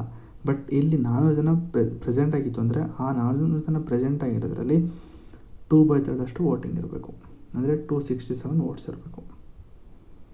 ಅರ್ಥ ಆಗಿರುತ್ತೆ ಅಂದ್ಕೊಳ್ತೀನಿ. ಇದು ಸ್ಪೆಷಲ್ ಮೆಜಾರಿಟಿ. ಸೊ ಆ ಸ್ಪೆಷಲ್ ಮೆಜಾರಿಟಿನ ಎಲ್ಲಿ ಕೊಟ್ಟಿದ್ದಾನೆ. ಎರಡನೇದು impeachment of the president article 61. ಇನ್ನೊಂದಿದೆ 2/3 majority of the members present and voting in Rajya Sabha. So ಇದು ಕೂಡ ರಾಜ್ಯಸಭೆಯಲ್ಲಿ ಆಗುತ್ತೆ. ಸೊ ಇದು ಲೋಕಸಭೆಯಲ್ಲಿ ಆಯಿತು. ಸೊ ಇಲ್ಲಿ ಮೇಲ್ಗಡೆ ಇಲ್ಲಿ ಇದು ಬೋತ್ ಹೌಸಸ್ಸು, ಇದು ಕೂಡ ಬೋತ್ ಹೌಸಸ್ಸು. ಈ ಸ್ಪೆಷಲ್ ಮೆಜಾರಿಟಿ ಬಂದು ನಿಮ್ಮ ರಾಜ್ಯಸಭೆಯಲ್ಲಿ ಆಗುತ್ತಂತೆ. Recommendation of the creation of a new all India services article 312. ಎಷ್ಟು parliamentary legislation on the matter of a state list. So ಈ ಒಂದು 2 ಮ್ಯಾಟರ್ಸ್ಗೆ ರಾಜ್ಯಸಭೆಯಲ್ಲಿ ಕೂಡ ಒಂದು ಸ್ಪೆಷಲ್ ಮೆಜಾರಿಟಿ ಆಗುತ್ತೆ. ಸರಿ, ಈಗ ಸ್ಪೆಷಲ್ ಮೆಜಾರಿಟಿ ನಾನು ಈ ಮೂರನೇದು ಹೇಳಿದ್ನಲ್ಲ, ಇದನ್ನು ಚೆಕ್ ಮಾಡಿಬಿಟ್ಟು ಹೇಳ್ತೀನಿ. ಇದು ನನಗೆ ರೀ ಓಕೆ, ಇದೊಂದು ಇದು ತಪ್ಪು ನಾನು ಹೇಳಿದ್ದು. ಸೊ ಇಲ್ಲೇನಿದೆ, if 400 members are present at least 267 ಅಂತ ಹೇಳಿದಲ್ವ, ಇದು ಜಸ್ಟು 400ಕ್ಕೆ 400 ಜನ ಪ್ರೆಸೆಂಟ್ ಆಗಿದ್ದರೆ ಮಾತ್ರ. ಬಟ್ ಕನ್ಸಿಡರ್ ಈಗ 200 ಜನ ಇದ್ದಾರೆ ಅಂತ ತಿಳ್ಕೊಳ್ಳಿ ಪ್ರೆಸೆಂಟು. ಈಗ ಔಟ್ ಆಫ್ 545 ಮೆಂಬರ್ಸಲ್ಲಿ 20 ಜನ ಮಾತ್ರ ಪ್ರೆಸೆಂಟ್ ಆಗಿದ್ದಾರೆ. ಆ ಪ್ರೆಸೆಂಟಲ್ಲಿ 20 ಜನ ಪ್ರೆಸೆಂಟ್ ಆಗಿದ್ದರಲ್ಲಿ ವೋಟಿಂಗ್ ಆಗಿರೋದು ಬರೀ 180 ಜನ ಮಾತ್ರ ವೋಟಿಂಗ್ ಆಗಿದ್ದಾರೆ, ಸರಿನಾ? ಸೊ ವೋಟಿಂಗ್ ಕಾಸ್ಟು ಬರೀ 180 ಜನ ಆಗಿದ್ದಾರೆ. ಹಾಗಾದರೆ 180ಲ್ಲಿ 2/3 ಎಷ್ಟು? 2/3 ಎಷ್ಟು ಅಂತಲ್ಲ ಕ್ಯಾಲ್ಕುಲೇಟ್. ಸೊ 180ಲ್ಲಿ 2/3 ಅಷ್ಟು ಕ್ಯಾಲ್ಕುಲೇಟ್ ಮಾಡಿದ್ರೆ ನಮಗೆ ಆನ್ಸರು 120 ಜನ ಸಿಗುತ್ತೆ. ಅಂದರೆ ಎಷ್ಟು ಜನ ಪ್ರೆಸೆಂಟ್ ಆಗಿರ್ತಾರೋ ಅಷ್ಟು ಜನ ಪ್ರೆಸೆಂಟ್ ಆಗಿರೋದ್ರಲ್ಲಿ ಎಷ್ಟು ಜನ ವೋಟ್ ಮಾಡಿರ್ತಾರೋ ಆ ವೋಟ್ನಲ್ಲಿ 2/3ನ ಕ್ಯಾಲ್ಕುಲೇಟ್ ಮಾಡಿದ್ರೆ ನಿಮಗೆ ಸ್ಪೆಷಲ್ ಮೆಜಾರಿಟಿ ಸಿಗುತ್ತೆ. ಸೊ ಅಷ್ಟೇ, ತಲೆ ಕೆಡಿಸ್ಕೊಬಿಡಿ. ಅಷ್ಟೊಂದು ಕಷ್ಟ ಏನಿಲ್ಲ, ಜಸ್ಟ್ 2/3 ಅನ್ನೋದನ್ನ ಜ್ಞಾಪಕ ಇಟ್ಕೊಳ್ಳಿ ಅಷ್ಟೇ. ಸೊ ಇಷ್ಟು ಬಂದು ನಿಮ್ಮ ಸ್ಪೆಷಲ್ ಮೆಜಾರಿಟಿ ಇಲ್ಲಿಗೆ ಮುಗೀತದೆ. So next devices of a parliamentary proceeding. Okay, ಇನ್ನೂ ನಿಮಗೆ ಮೆಜಾರಿಟಿ ನಾನು ಏನು ಎಕ್ಸ್ಪ್ಲೇನ್ ಮಾಡಿದೆ ಅದನ್ನು ನೀಟಾಗಿ ಅರ್ಥ ಆಗಿಲ್ಲ ಅಂತಂದರೆ ಡಿಸ್ಕ್ರಿಪ್ಷನಲ್ಲಿ ವೆಬ್ಸೈಟ್ ಲಿಂಕ್ ಇದೆ. ಆ ವೆಬ್ಸೈಟ್ ಲಿಂಕ್ ಹೋಗಿ ಅಲ್ಲಿ ಹಾಕಿದ್ದೀನಿ, ಕನ್ನಡ ಮತ್ತು ಇಂಗ್ಲೀಷ್ ಎರಡೂ ಕೂಡ ಹಾಕಿದ್ದೀನಿ. ಒಂದ್ಸತಿ ಓದಿ, ಎಲ್ಲನೂ ಡೀಟೇಲಾಗಿ ಒಂದ್ಸತಿ ಓದಿ. ಅಕಸ್ಮಾತ್ ಇನ್ನೂ ಅರ್ಥ ಆಗಿಲ್ಲ ಅಂತಿದ್ರೆ ಅಲ್ಲಿ ಒಂದು ಟೆಲಿಗ್ರಾಮ್ ಲಿಂಕು ಬೈ ಲಿಂಕ್ ಅಂತ ಕೊಟ್ಟಿರ್ತೀನಿ, ಆ ಲಿಂಕಲ್ಲಿ ಹೋಗಿ ಸರ್ ಅರ್ಥ ಆಗಿಲ್ಲ ಅಂತಂದರೆ ನಾನು ನಿಮಗೆ ಅರ್ಥ ಮಾಡೋಷ್ಟು ಒಂದಷ್ಟು ಎಕ್ಸ್ಟ್ರಾ ನೋಟ್ಸ್ಗಳನ್ನು ಕೂಡ ನಿಮ್ಗೆ ಸೆಂಡ್ ಮಾಡ್ತೀನಿ, ಅಥವಾ ವೆಬ್ಸೈಟ್ ಲಿಂಕಲ್ಲಿ ಕೊಟ್ಟಿರ್ತೀನಿ. ಸೊ ನಾನು ಬೈ ಲಿಂಕಲ್ಲಿ ನಿಮ್ಮ ಮೆಸೇಜ್ ಆಗ್ತು ಅಂತಂದರೆ ಅಲ್ಲೂ ಕೂಡ ನಾನು ಎಕ್ಸ್ಪ್ಲೇನ್ ಮಾಡ್ತೀನಿ ಇನ್ನೊಂದ್ಸತಿ. So next devices of a parliamentary proceedings. ಏನಿದು ಸರ್ ಇದು devices of a parliamentary proceedings? So ಮೊದಲನೇದು ಕ್ವಶನ್ ಅವರ್ ಅಂತಿದೆ. ಸೊ ನಾನು ಆಗಲೇ ಹೇಳಿದೆ ಮಾರ್ನಿಂಗ್ ಸಿಟ್ಟಿಂಗ್ಸು ಮತ್ತು ಪೋಸ್ಟ್ ಲಂಚ್ ಸಿಟ್ಟಿಂಗ್ಸ್ ಅಂತ ಹೇಳಿದೆ. ಸೊ ಅದು ಲಾಸ್ಟ್ ಕ್ಲಾಸಲ್ಲಿ. ಸೊ ಅದೇ ರೀತಿ ಇಲ್ಲೂ ಕೂಡ ಕ್ವಶನ್ ಅವರ್ ಅಂತ. ಸೊ ಮಾರ್ನಿಂಗ್ ಸಿಟ್ಟಿಂಗ್ಸ್ ಅಂದರೆ 11ರಿಂದ 1 ಗಂಟೆ ಅಂತ ಹೇಳಿದೆ. ಸೊ ಕ್ವಶನ್ ಅವರ್ ಅಂತಂದರೆ 11ರಿಂದ 12 ಗಂಟೆ. ಸೊ ಈ 11 ಗಂಟೆಯಿಂದ 12 ಗಂಟೆವರೆಗೂ first hour of every parliamentary sittings is slotted for this ಅಂದರೆ ಕ್ವಶನ್ನು. ಸೊ ಈ ಟೈಮಲ್ಲಿ members ask the question and ministers usually gives answer. ನೋಡಿ, ಮೆಂಬರ್ಸ್ಗಳು ಕ್ವಶನ್ ಕೇಳ್ತಾರಂತೆ, ಆಗ ಕೌನ್ಸಿಲ್ ಆಫ್ ಮಿನಿಸ್ಟರ್ಗಳು ಇರ್ತಾರಲ್ಲ, ಸೊ ಆ ಮಿನಿಸ್ಟರ್ಗಳು ರಿಪ್ಲೈ ಕೊಡಬೇಕು, ಅಂದರೆ ಆನ್ಸರ್ ಮಾಡಬೇಕು. So the questions are of 3 kinds, namely starred, unstarred and short notice ಅಂತಿದೆ. ಸೊ ಕ್ವಶನ್ ಕೇಳಿದ್ರಲ್ಲೂ ಕೂಡ 3 ಟೈಪ್ಸ್ ಇದೆ, ಸ್ಟಾರ್ಡು ಮತ್ತು ಅನ್ಸ್ಟಾರ್ಡು ಅಂತೆಲ್ಲ ಇದೆ. ಸೊ ಈ ಸ್ಟಾರ್ಡ್ ಕ್ವಶನಲ್ಲಿ it requires an oral answer. ನೋಡಿ, ಸ್ಟಾರ್ಡ್ ಕ್ವಶನ್ ಕೇಳಿದಾಗ ಅವರು ಓರಲ್ಲಾಗಿ ಆನ್ಸರ್ಗಳನ್ನ ಮಾಡಬೇಕು, ಆನ್ಸರು ಓರಲ್ಲಾಗಿ ಇರಬೇಕು. ಸೊ ಅನ್ಸ್ಟಾರ್ಡ್ ಕ್ವಶನ್ ಅಂತಂದರೆ ಅವರು ಆನ್ಸರ್ನ ಒಂದು ರಿಟರ್ನ್ ಫಾರ್ಮ್ಯಾಟಲ್ಲಿ ಅವರು ಆನ್ಸರ್ನ ತಲುಪಿಸ್ಬೇಕು, ಆಯಿತಾ. ಈ starred ಕ್ವಶನಲ್ಲಿ printed in green paper, ಅದೇ ಕ್ವಶನ್ಗಳೆಲ್ಲ ಪ್ರಿಂಟೆಡ್ ಇನ್ ಗ್ರೀನ್ ಪೇಪರ್ ಅಂತೆ. ಅದೇ ಅನ್ಸ್ಟಾರ್ಡ್ ಕ್ವಶನ್ಸ್ ಎಲ್ಲ ವೈಟ್ ಪೇಪರಲ್ಲೇ ಪ್ರಿಂಟ್ ಆಗಿರುತ್ತಂತೆ, ಆಯಿತಾ. ಜೊತೆಗೆ ಇಲ್ಲಿ ಎಕ್ಸ್ಟ್ರಾ ಸಪ್ಲಿಮೆಂಟರಿ ಕ್ವಶನ್ಸ್ಗಳು ಕೂಡ ಕೇಳ್ಬೋದು ಕ್ವಶನ್ ಅವರಲ್ಲಿ. ಅಂದರೆ ಈ ಸ್ಟಾರ್ಡ್ ಕ್ವಶನ್ಗಳಲ್ಲಿ ಎಕ್ಸ್ಟ್ರಾ ಸಪ್ಲಿಮೆಂಟರಿ ಕ್ವಶನ್ನ ಕೂಡ ಕೇಳ್ಬೋದು. ಅದೇ ನೀವು ಅನ್ಸ್ಟಾರ್ಡ್ ಕ್ವಶನ್ಗಳನ್ನ ಕೇಳಿದಾಗ ಇಲ್ಲಿ ಯಾವುದೇ ತರಹ ಒಂದು ಸಪ್ಲಿಮೆಂಟರಿ ಕ್ವಶನ್ಸ್ ಕೇಳೋ ಹಾಗಿಲ್ಲ, ಅಂದರೆ ಒಂದು ಕ್ವಶನ್ ಅಂದರೆ ಒಂದು ಕ್ವಶನ್ ಅಷ್ಟೇ. ಸೊ ನೆಕ್ಸ್ಟ್ ಇನ್ನೊಂದು ಶಾರ್ಟ್ ನೋಟಿಸ್ ಅಂತಿದೆ. ಸೊ ಏನಿದು ಶಾರ್ಟ್ ನೋಟಿಸ್ ಅಂತಂದರೆ it is asked by giving A notice for less than 10 days. ನೋಡಿ, ಕ್ವಶನ್ ಕೇಳಿ ಅವರಿಗೆ 10 ದಿನದ ನೋಟಿಸ್ ಕೊಡ್ತಾರೆ, 10 ದಿನ ಒಳಗಡೆ ನನಗೆ ಆನ್ಸರ್ ಕೊಡಬೇಕು ಅಂತ. ಸೊ 10 ದಿನದೊಳಗಡೆ ಆನ್ಸರ್ ಕೊಡಿ ಅಂದ್ಬಿಟ್ಟು ಒಂದು ಶಾರ್ಟ್ ನೋಟಿಸ್ ಕ್ವಶನ್ಸ್ ಅಂತ ಹಾಕ್ತಾರೆ. ಕ್ವಶನ್ ಕೇಳ್ತಾರೆ, ಬಟ್ ಅವ್ರಿಗೆ ಟೈಮ್ ಲಿಮಿಟ್ ಕೊಡ್ತಾರೆ. ಕ್ವಶನ್ ನೀನು 10 ದಿನದೊಳಗಡೆ ನೀನು ಆನ್ಸರ್ ಮಾಡಬೇಕು ಅಂಥೇಳಿ. ಆ ಆನ್ಸರು ಕೂಡ ಓವರಲ್ ಆಗಿರಬೇಕು. ಸೊ ಅದು ಒಂದು ಶಾರ್ಟ್ ನೋಟಿಸ್ ಕ್ವಶನ್ ಅಂತ. In addition to the ministers, the questions can also be asked to the private members. So ಯಾರಿದು ಪ್ರೈವೇಟ್ ಮೆಂಬರ್ಸ್ ಅಂದರೆ any members who is not a minister. It can be MP ಅಂದರೆ member of parliament, ಅವರ member ಕೂಡ ಆಗಿರ್ಬೋದು, but is an private. So next, so ನನಗೂ ಗೊತ್ತಾಗ್ತಾಯಿಲ್ಲ private member ಅಂದರೆ, confuse ಆಗುತ್ತೆ. ಪ್ರೈವೇಟ್ ಮೆಂಬರ್ ಅಂದರೆ just consider he is not a minister ಅಷ್ಟೇ. So the questions related to some bills, okay, resolution or other matters connected with the business of the house for which that the member is responsible. So ಆ ಥರ ಕ್ವಶನ್ಸ್ಗಳು, ಆ ಥರ minister the questions can okay ಮೆಂಬರ್ಸ್ಗಳು ಈ ಒಂದು ಮಿನಿಸ್ಟ್ರುಗಳನ್ನ ಕೇಳೋದ್ರ ಜೊತೆಗೆ ಇನ್ನೊಂದಷ್ಟು ಜನ ಪ್ರೈವೇಟ್ ಮೆಂಬರ್ಸ್ ಇರ್ತಾರೆ. ಸೊ ಆ ಪ್ರೈವೇಟ್ ಮೆಂಬರ್ಸ್ಗೂ ಕೂಡ ಇವರು ಕ್ವಶನ್ಸ್ಗಳನ್ನ ಕೇಳ್ಬೋದು. ಸೊ ಯಾವ ರೀತಿ ಕ್ವಶನ್ಸ್ ಕೇಳ್ತಾರೆ ಅಂತಂದರೆ, ಅವನಿಗೆ ಏನೇನು ಕೆಲಸ ಕೊಟ್ಟಿರ್ತಾರೋ, ಈಗ ಕನ್ಸಿಡರ್ ನಿತಿನ್ ಗಡ್ಕರಿ ಅವ್ರು ಗೊತ್ತಲ್ಲ ನಿಮಗೆ. ಸೊ ಇಲ್ಲ ಅಂತಂದರೆ ಜೈಶಂಕರ್ ಅವರು ಅಥವಾ ಯಾರೇ ಒಬ್ಬರು, ನಿರ್ಮಲಾ ಸೀತಾರಾಮನ್ ಅಂತ ತಗೊಳ್ಳಿ. ಸೊ ನಿರ್ಮಲಾ ಸೀತಾರಾಮನ್ನು ಯಾವ ಒಂದು ಮೆಂಬರ್ಗೆ ಏನೇನು ಹೊಣೆ ಕೊಟ್ಟಿರ್ತಾರೋ, ಅಂದರೆ ಏನೇನು ಕೆಲಸ ಕೊಟ್ಟಿರ್ತಾರೋ ಅದ್ರ ಬಗ್ಗೆ ಒಂದಷ್ಟು ಕೆಲಸ ಇದೆ, ಅಂದರೆ ಕ್ವಶನ್ಸ್ಗಳನ್ನ ಕೇಳ್ತಾರೆ. ಕನ್ಸಿಡರ್ ಈಗ ಪ್ರೈವೇಟ್ ಮೆಂಬರ್ಗೆ ಅದೊಂದು ಕೆಲಸ ಕೊಟ್ಟಿದ್ದಾರೆ. ನಾನು ಹೇಳ್ದಂಗೆ ನಿರ್ಮಲಾ ಸೀತಾರಾಮನ್ ಅವರು ಏನಿದ್ದಾರೆ, ಅವರು ಈಗ ಕನ್ಸಿಡರ್ ಅವ್ರಿಗೆ ಒಂದು ಪ್ರೈವೇಟ್ ಮೆಂಬರ್ ಅಂತ ತಿಳ್ಕೊಳ್ಳಿ. ಸೊ ಅವ್ರಿಗೆ ಒಂದಷ್ಟು ಕೆಲಸಗಳನ್ನ ವಹಿಸಿರ್ತಾರೆ. ಸೊ ಆ ಕೆಲಸ ಸರಿಯಾಗಿ ಮಾಡಿಲ್ಲ ಅಂದಾಗ ಈ ಒಂದು ಮೆಂಬರ್ಸ್ಗಳು ಇವ್ರನ್ನ ಕ್ವಶನ್ ಕೇಳ್ತಾರೆ, including minister plus private members. So next starred ಮತ್ತು ಅನ್ಸ್ಟಾರ್ಡು ಮತ್ತು ಶಾರ್ಟ್ ನೋಟಿಸ್ ಕ್ವಶನ್ಗಳೇ ಯಾವ ಕಲರ್ ಯೂಸ್ ಮಾಡ್ತಾರೆ ಅಂತಿದೆ ಅಲ್ಲಿ, ಸರಿನಾ. ಯೆಲ್ಲೋ ಕಲರು ಅದು ಇದು ಅಂತಿದೆ. ಸೊ ನೋಡ್ಕೊಳ್ಳಿ. ನೆಕ್ಸ್ಟು 0 ಅವರ್ ಅಂದ್ರೇನು. ಸೊ 0 ಅವರ್ ಅಂದರೆ unlike the question hour, the 0 hour is not a mention in the rules of procedure. ನಿಮ್ಮ ಕ್ವಶನ್ಸ್ ಅವರ್ ಅಂತ ಏನಿದೆ, ಇದು ಈ ರೂಲ್ಸ್ ಆಫ್ ಪ್ರೊಸೀಜರ್ ಅನ್ನೋ ಒಂದು ಬುಕ್ಕಲ್ಲಿದೆ. ಅಂತಂದರೆ ಪ್ರೊಸೀಜರ್ ಪ್ರಕಾರ ಆ್ಯಕ್ಚುಲಾಗಿ ಏನಿರಬೇಕು, ರೂಲ್ಸ್ ಆ್ಯಂಡ್ ರೆಗ್ಯುಲೇಷನು ಪಾರ್ಲಿಮೆಂಟಲ್ಲಿ ಆ ರೀತಿ ನಡೀಬೇಕು ಅಂತಿದೆ. ಬಟ್ ಈ 0 ಅವರ್ ಅನ್ನೋದು ಎಲ್ಲೂ ಕೂಡ ಮೆನ್ಷನ್ ಆಗಿಲ್ಲ, ಆಯಿತಾ. ಬಟ್ ಇವರು ಅದನ್ನು 0 ಅವರ್ ಅಂತ ತೊಗೊಂಡಿದ್ದಾರೆ. So the question hour, unlike the question hour, the 0 hour is not mentioned in the rules of procedure. So the 0 hours start immediately after the question hour and last until the agenda of the day. So ಈ 0 hour ಅನ್ನೋದು ಈ question hour ಆದಮೇಲೆ, ಈಗ consider 11 ಗಂಟೆಯಿಂದ 12 ಗಂಟೆವರೆಗೂ question hour ಆದರೆ 12 ಗಂಟೆಯಿಂದ ಸಂಜೆವರೆಗೂ ಈ ಒಂದು 0 ಅವರ್ ಕಂಟಿನ್ಯೂ ಆಗುತ್ತೆ. ಸೊ ಈ 0 ಅವರಲ್ಲಿ ಒಂದಷ್ಟು ಕಂಪ್ಲೇಂಟ್ಗಳು ರೈಸ್ ಆಗುತ್ತೆ. ಇಲ್ಲಿದೆ, allows MP to raise urgent matter without giving prior notice. So ಇದೆಲ್ಲ ಮೋಷನ್ ಬಗ್ಗೆ ಇದು. In other words, the time gap between the question hour and agenda is known as 0 hours. So agenda ಅಂತಂದ್ರೆ ಏನಪ್ಪ? So agenda ಅಂತಂದರೆ ಇಲ್ಲಿದೆ. So agenda means the list of schedule business or activities that the house plans to discuss and act upon during a session. ಈಗ ಹೌಸಲ್ಲಿ ಈಗ GST ಬಗ್ಗೆ ಏನೋ discussion ಆಗ್ತಾಯಿದೆ ವಿಂಟರ್ ಸೆಷನಲ್ಲಿ. ಸೊ ಅದನ್ನು ನಾವು ಅಜೆಂಡಾ ಅಂತೀವಿ. ಸೊ ಯಾವ ಒಂದು ಮ್ಯಾಟರು ಆ ಸೆಷನಲ್ಲಿ ಡಿಸ್ಕಷನ್ ಆಗ್ತಾಯಿದೆ, ದಟ್ ಈಸ್ ಕಾಲ್ಡ್ ಅಜೆಂಡಾ. ಆ ಅಜೆಂಡಾ ಮುಗಿಯೋವರೆಗೂ ಈ 0 ಅವರು ಇರುತ್ತೆ. ಸೊ 0 ಅವರ್ ಅಂತಂದರೆ it is a time gap between a question hour and agenda. So agenda ಅಂತಂದರೆ ಇದೆ, ಒಂದು ಸೆಷನಲ್ಲಿ ಆಗುವಂತಹ ಒಂದು ಮ್ಯಾಟರ್ಗೆ ದಟ್ ಈಸ್ ಕಾಲ್ಡ್ ಅಜೆಂಡಾ ಅಂತೀವಿ. So next, what do you mean by motion? So motion ಅಂತಂದರೆ consider no discussion on the matter on agenda. Okay, ಇದು ಡೆಫಿನೇಷನ್ ತೋರಿಸ್ತೇನೆ ಒಂದು ನಿಮಿಷ. ಸೊ ಮೋಷನ್ ಅಂತಂದರೆ ಏನು? ಮೋಷನ್ ಅಂದರೆ it is N formal proposal made by the member.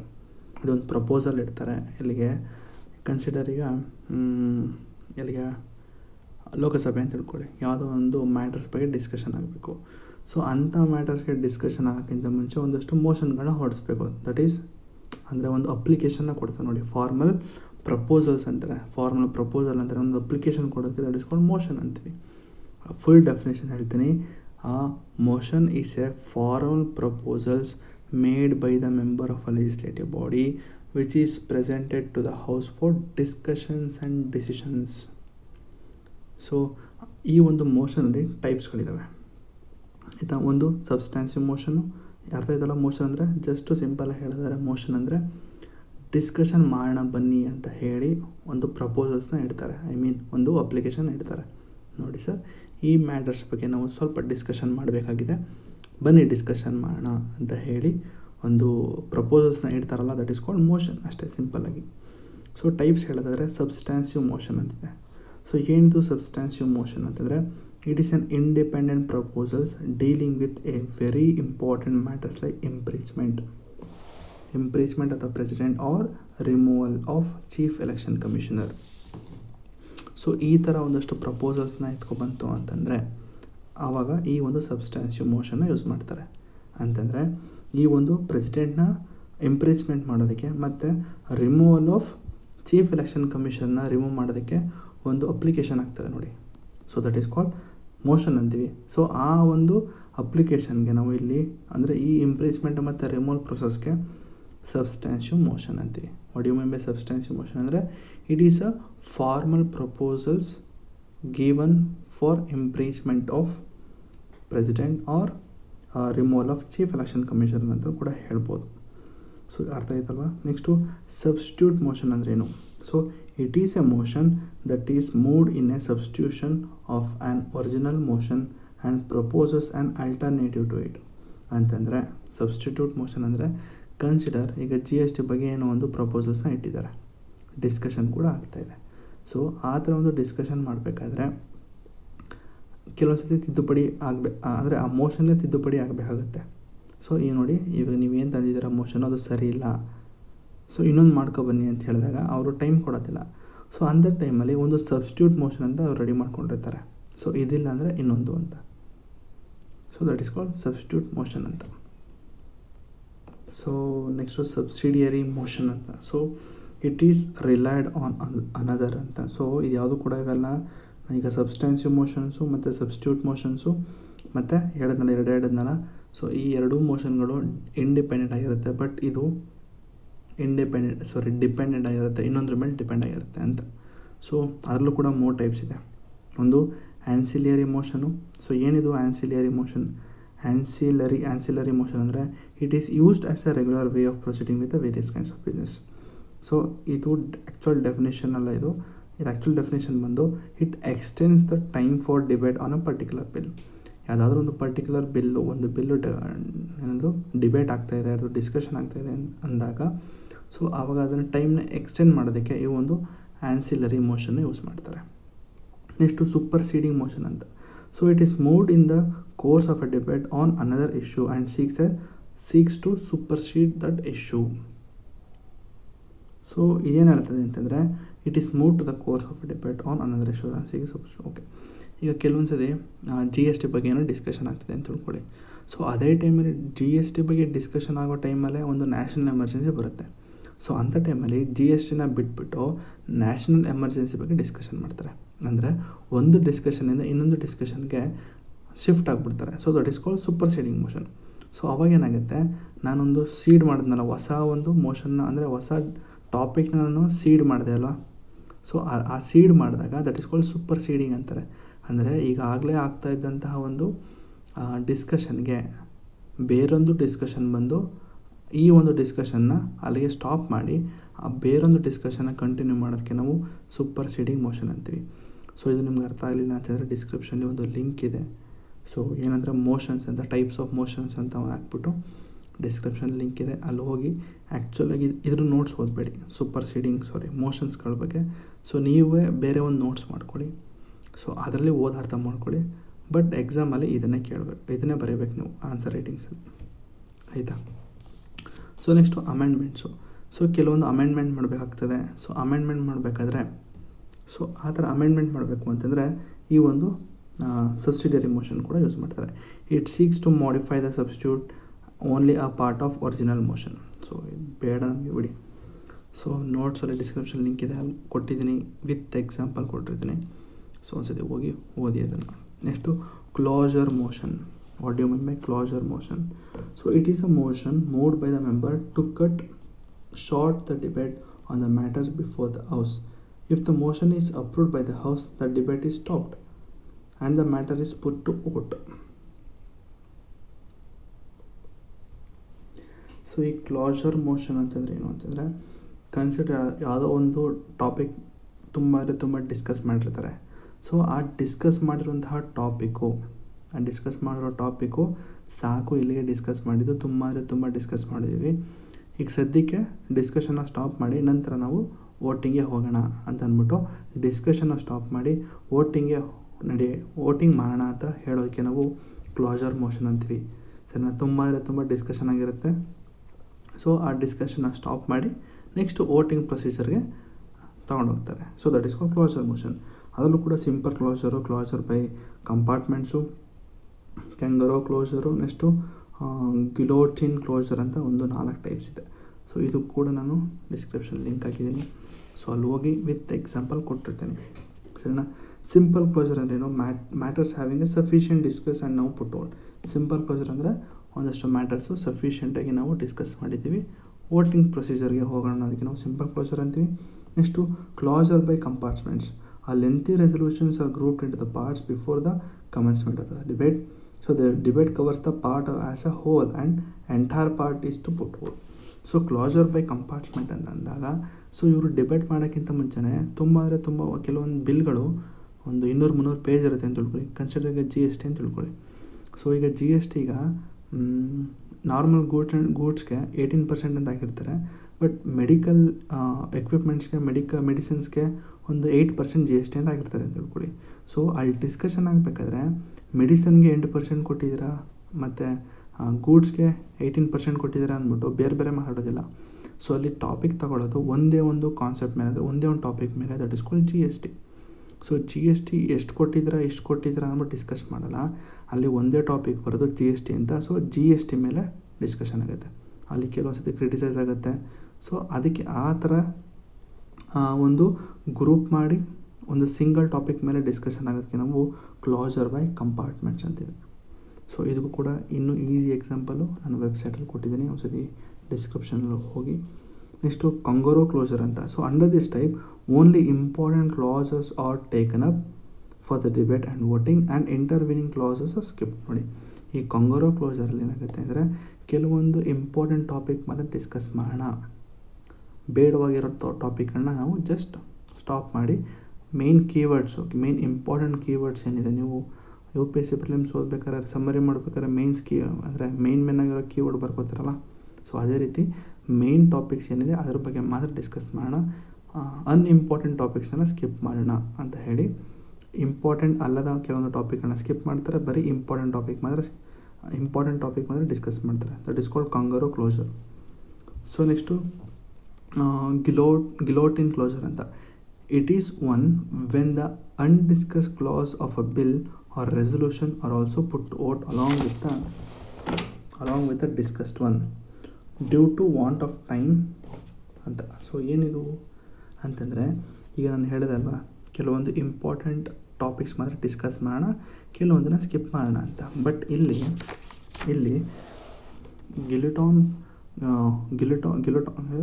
ಗಿಲೋಟಿನ್ ಕ್ಲೋಸರಲ್ಲಿ ಏನಾಗುತ್ತೆ ಅಂತಂದರೆ, ಈ ಒಂದು ಕ್ಲಾಸರ್ನ ಕೊಟ್ಟಾಗ ಕೆಲವೊಂದು ಅನ್ಡಿಸ್ಕಸ್ಡ್ ಮ್ಯಾಟರ್ಸ್ ಇದೆಯಲ್ಲ, ಅದಕ್ಕೂ ಕೂಡ ನೀವು ವೋಟ್ ಮಾಡಿ ಅಂತ ಹೇಳ್ತಾರೆ. ಅಂದರೆ ನೀವು ಬರೀ ಕೆಲವೊಂದು ಟಾಪಿಕ್ ಮೇಲೆ ಬರೀ ಡಿಸ್ಕಸ್ ಮಾಡಿದ್ದೀರಾ, ಕೆಲವೊಂದಷ್ಟು ಅನ್ಡಿಸ್ಕಸ್ಡ್ ಟಾಪಿಕ್ನ ನೀವು ಡಿಸ್ಕಸ್ ಮಾಡೋದಿಲ್ಲ. ಹಾಗಾಗಿ ನಾವು ಡಿಸ್ಕಸ್ ಮಾಡಿರೋದು ಪ್ಲಸ್ ಅನ್ಡಿಸ್ಕಸ್ಡ್ ಮ್ಯಾಟರ್ಸ್ ಎರಡಕ್ಕೂ ಕೂಡ ನಾವು ವೋಟಿಂಗ್ಸ್ನ ಬಿಡ್ತೀವಿ, ನೀವು ದಯವಿಟ್ಟು ವೋಟ್ ಮಾಡಿ ಅಂತ ಹೇಳೋದೇ ನಾವು. ಇದು ಗಿಲೋಟಿನ್ ಕ್ಲೋಸರ್ ಅಂತ. ಸೊ ಸಿಂಪಲಾಗಿ ಅರ್ಥ ಮಾಡ್ಕೊಳ್ಳಿ, ಒಂದೊಂದು ಲೈನಲ್ಲಿ ಅರ್ಥ ಮಾಡ್ಕೊಳ್ಳಿ ಸಾಕು. ಸೊ ನೆಕ್ಸ್ಟು ಪ್ರಿವಿಲೇಜ್ ಮೋಷನ್ ಅಂತ. So it is concern with the breach of a parliamentary privileges by an minister. ಕೆಲವೊಂದು ಸತಿ ಬ್ರೀಚ್ ಆಫ್ ಅ ಪಾರ್ಲಿಮೆಂಟ್ ಆಗುತ್ತೆ. ಈಗ ಕನ್ಸಿಡರ್, ಈಗ ಪಾರ್ಲಿಮೆಂಟಲ್ಲಿ ಯಾರೋ ಒಬ್ಬ ಬಾಂಬ್ ಎತ್ಕೊಬಂದ ಅಂತ ತಿಳ್ಕೊಳ್ಳಿ. ಸೊ ಪಾರ್ಲಿಮೆಂಟ್ಗೆ ಬಾಂಬ್ ತರೋ ಹಾಗಿಲ್ಲ. ಸೊ ಅವನು ಯಾವುದೋ ಒಂದು ಬಾಂಬ್ ಅಂತಂದಾಗ ಅದು ಪಾರ್ಲಿಮೆಂಟ್ ಬ್ರೀಚ್ ಆಗಿದೆ ಅಂತ ಅರ್ಥ. ಅಥವಾ ಅಕಸ್ಮಾತ್ ಗನ್ ತರೋದಾಗಿರ್ಬೋದು, ಅಥವಾ ಇಲ್ಲಿಗಲ್ ವೆಪನ್ಸ್, ಯಾವುದೋ ಒಂದು ವೆಪನ್ಸ್ಗಳು ತರೋದಾಗಿರ್ಬೋದು, ಅದು ಪಾರ್ಲಿಮೆಂಟಲ್ಲಿ ಅಲೋ ಇರಲ್ಲ. ಸೊ ಆ ಥರ ಆದಾಗ that is called breach of a parliamentary ಅಂತ ಹೇಳ್ತಾರೆ, ಬ್ರೀಚ್ ಆಫ್ ಪಾರ್ಲಿಮೆಂಟ್ ಅಂತಾರೆ. ಸೊ ಅಂಥ ಟೈಮಲ್ಲಿ ಈ ಒಂದು ಪ್ರಿವಿಲೇಜ್ ಮೋಷನ್ನ ಇಶ್ಯೂ ಮಾಡ್ತಾರೆ.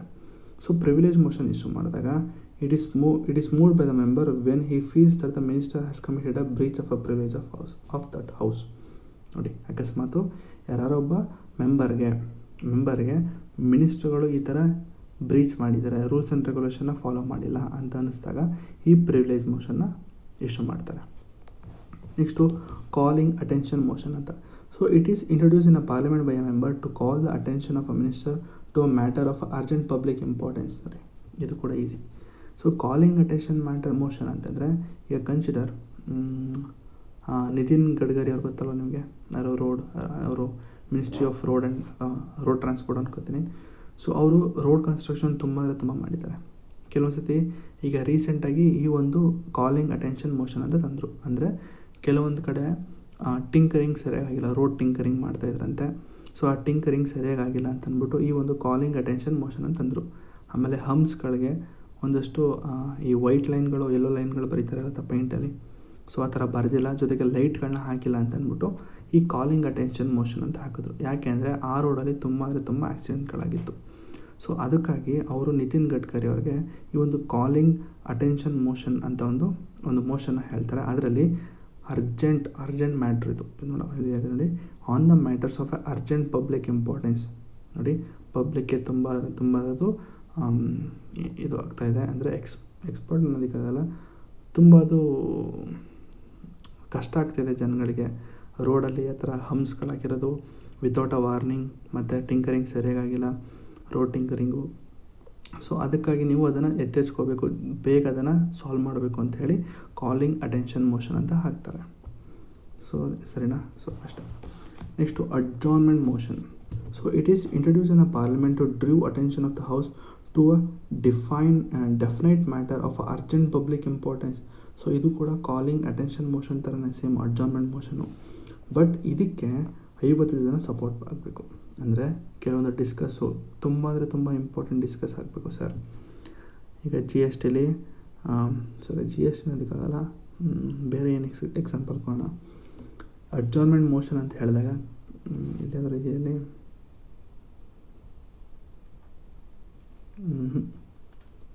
ಆಯಿತು. ಈಗ ಜಿ ಎಸ್ ಟಿ ಬಗ್ಗೆನೇ ಕೊಡ್ತೀನಿ. ಈಗ ಕೆಲವೊಂದು ಸಲ ಜಿ ಎಸ್ ಟಿ ಅಂದರೆ ತುಂಬ ಜನಗಳಿಗೆ ಕಷ್ಟ ಆಗ್ತಾಯಿದೆ, ಸ್ವಲ್ಪ ಅರ್ಜೆಂಟ್ ಮ್ಯಾಟ್ರ್ ಇದೆ, ಜಿ ಎಸ್ ಟಿ ಬಗ್ಗೆ ನಾವು ಮತ್ತೆ ಡಿಸ್ಕಷನ್ ಮಾಡಬೇಕು ಅಂತ ಹೇಳಿ ಯಾವುದಾದ್ರೂ ಒಬ್ಬ ಮೆಂಬರು ಈ ಒಂದು ಅಡ್ಜಾರ್ನ್ಮೆಂಟ್ ಮೋಷನ್ ಅಂತ ಇಶ್ಯೂ ಮಾಡಿದಾಗ ಆ ಒಂದು ಮೆಂಬರ್ ಹಿಂದೆ 50 ಜನದ ಸಪೋರ್ಟ್ ಇರಬೇಕು.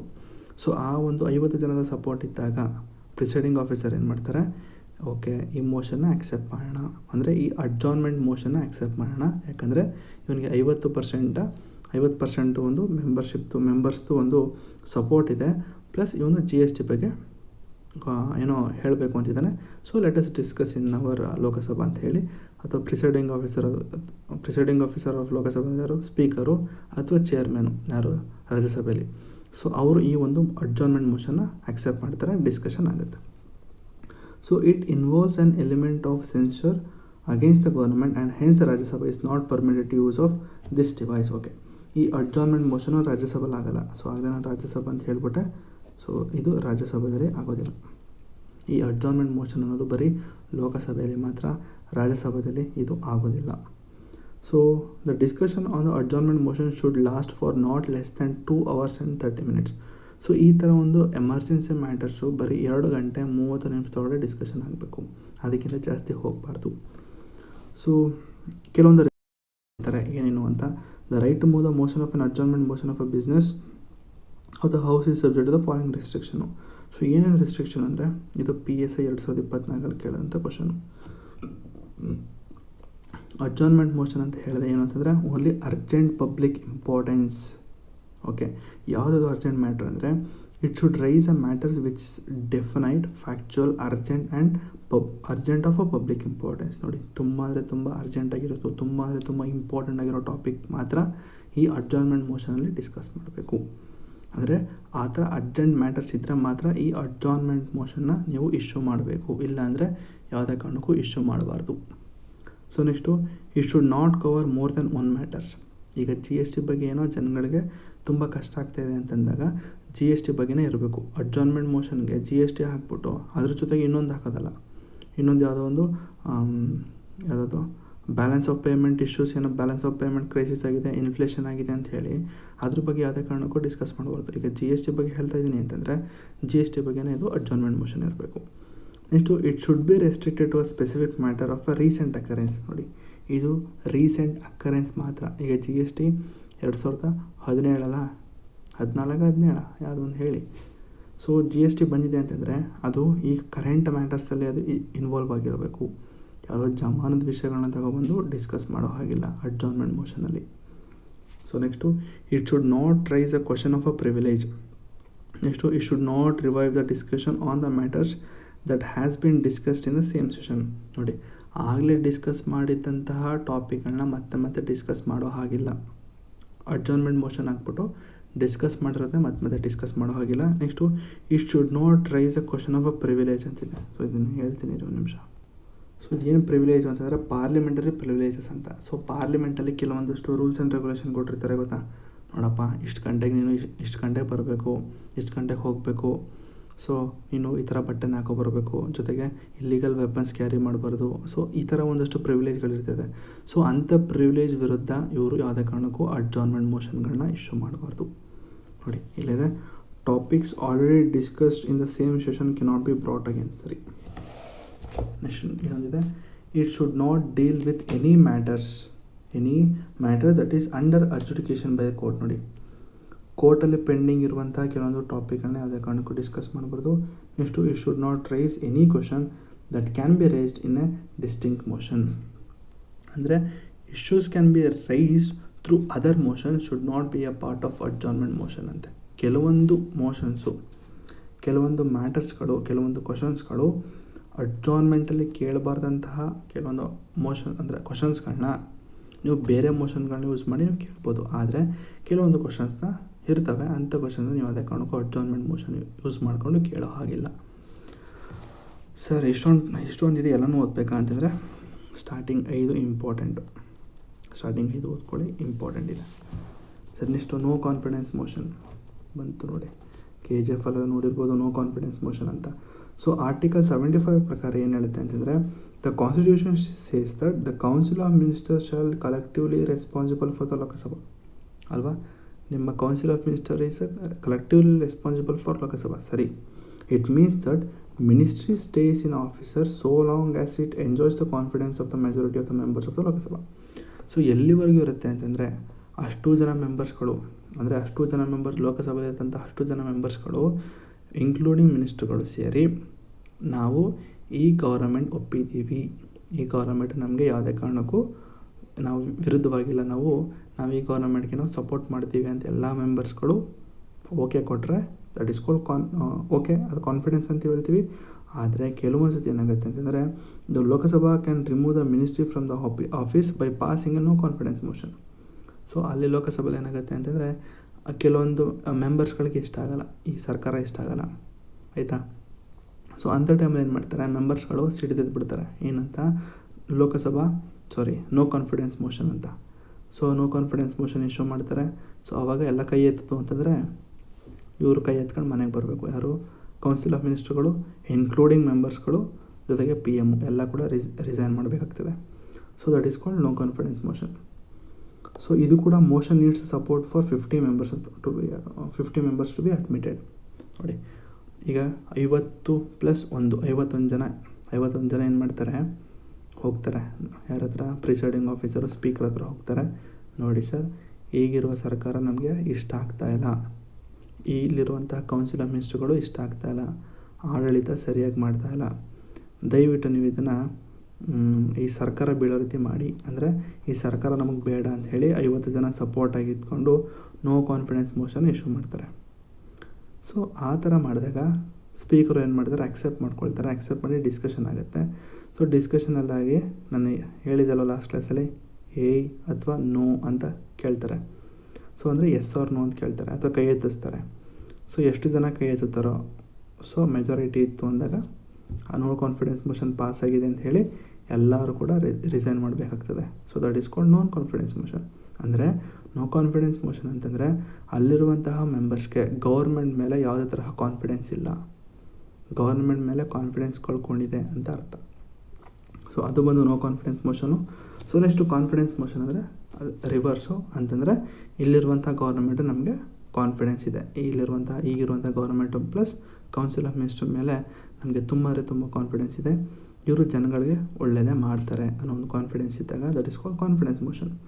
ಸೊ ಯಾವಾಗ ಈ ಕಾನ್ಫಿಡೆನ್ಸ್ ಮೋಷನ್ ಆಗುತ್ತೆ ಅಂತಂದರೆ, ಕೆಲವೊಂದು ಸತಿ ಮೆಜಾರಿಟಿಗಳು ಒಂದು ನೋಡಿ ವೇಫರ್ ತಿನ್ ಇದೆ ಇಲ್ಲಿ, ವೇಫರ್ ತಿನ್ ಮೆಜಾರಿಟಿ ಆಗುತ್ತೆ ಗೌರ್ಮೆಂಟ್ ಫಾರ್ಮ್ಡು.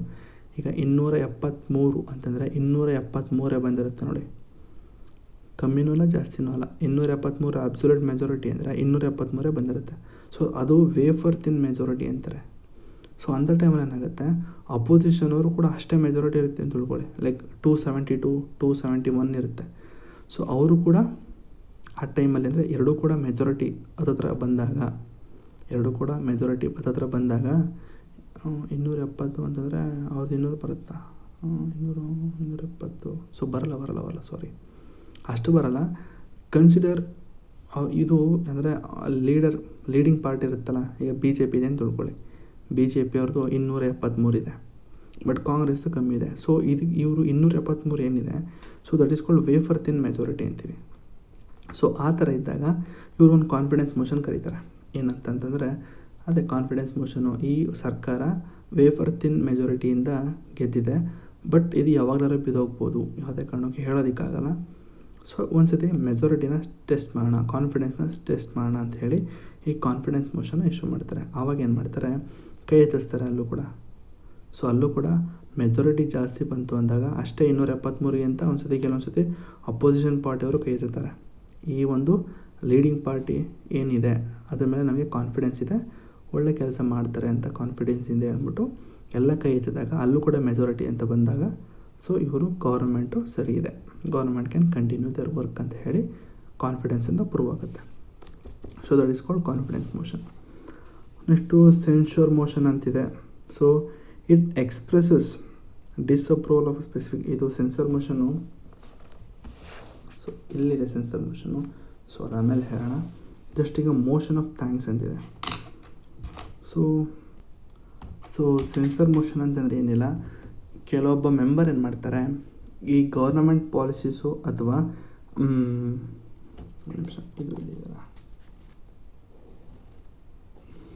ಕೆಲವೊಂದು ಪಾಲಿಸೀಸ್ಗಳು, ಕೆಲವೊಂದಷ್ಟು ರೂಲ್ಸ್ ಆ್ಯಂಡ್ ರೆಗ್ಯುಲೇಷನ್ ಏನು ತಂದಿರ್ತಾರೆ, ಸೊ ಅಂತ ಅದನ್ನು ಸ್ಟ್ರಾಂಗಾಗಿ ಇವರು ಕ್ರಿಟಿಸೈಸ್ ಮಾಡ್ತಾರೆ. ಅಂದರೆ ಇಲ್ಲಿದೆ ನೋಡಿ, it expresses a disapproval of specific government policies ಅಥವಾ ಟಾರ್ಗೆಟೆಡ್ ಪಾಲಿಸೀಸ್. ನೋಡಿ ಸ್ವಾಮಿ, ಇವರೇನು ಗೌರ್ಮೆಂಟ್ ತಂದಿದೆ ಈ ಪಾಲಿಸಿ, ಇದಕ್ಕೆ ನಾವು ಅಪ್ರೂವ್ ಮಾಡೋದಿಲ್ಲ, ಅಂದರೆ ನಾವು ಒಪ್ಕೊಳ್ಳೋದಿಲ್ಲ, ಇದು ಯಾಕೋ ಸರಿ ಇಲ್ಲ ಅಂತ ಹೇಳಿ ಸ್ಟ್ರಾಂಗಾಗಿ ಇವರು ರಿಜೆಕ್ಟ್ ಮಾಡೋದಕ್ಕೆ ಈ ಒಂದು ಸೆನ್ಸೂರ್ ಮೋಷನ್ ಯೂಸ್ ಮಾಡ್ತಾರೆ. ಸೊ ಅಷ್ಟು ಗೊತ್ತಿದ್ರೆ ಸಾಕು. ನೆಕ್ಸ್ಟು ಮೋಷನ್ ಆಫ್ ಥ್ಯಾಂಕ್ಸ್ ಅಂತಿದೆ. ಸೊ ಏನಿದು ಮೋಷನ್ ಆಫ್ ಥ್ಯಾಂಕ್ಸ್ ಅಂತ ಹೇಳೋದಾದರೆ, ಸೊ ಈ ಮೋಷನ್ ಆಫ್ ಥ್ಯಾಂಕ್ಸ್ ಯಾವಾಗ ನಡೀತದೆ ಅಂದರೆ the first session of each general election and the first session of every fiscal year it is address by the president. So ಈಗ ಹೊಸದಾಗಿ ಎಲೆಕ್ಷನ್ ಆಗುತ್ತೆ. ಸೊ ಜನರಲ್ ಎಲೆಕ್ಷನ್ ಆದಮೇಲೆ ಫಸ್ಟ್ ಪ್ರೆಸಿಡೆಂಟ್ ಅವ್ರು ಏನು ಮಾಡ್ತಾರೆ, ಒಂದು ಸ್ಪೀಚ್ನ ಕೊಡ್ತಾರೆ.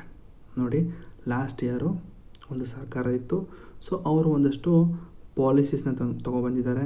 ಸೊ ಈಗ ಬರುವಂತಹ ಸರ್ಕಾರಗಳು ಕೆಲವೊಂದು ಪಾಲಿಸೀಸ್ಗಳನ್ನ ಇಂಪ್ಲಿಮೆಂಟ್ ಮಾಡಬೇಕು, ಈ ಥರ ಮಾಡಬೇಕು ಅಂದ್ಕೊಂಡಿದ್ದಾರೆ ಅಂತ ಹೇಳಿ ಅವರು ಒಂದು ಭಾಷಣವನ್ನು ಕೊಡ್ತಾರೆ. ಯಾರು? ಪ್ರೆಸಿಡೆಂಟ್ ಅವರು.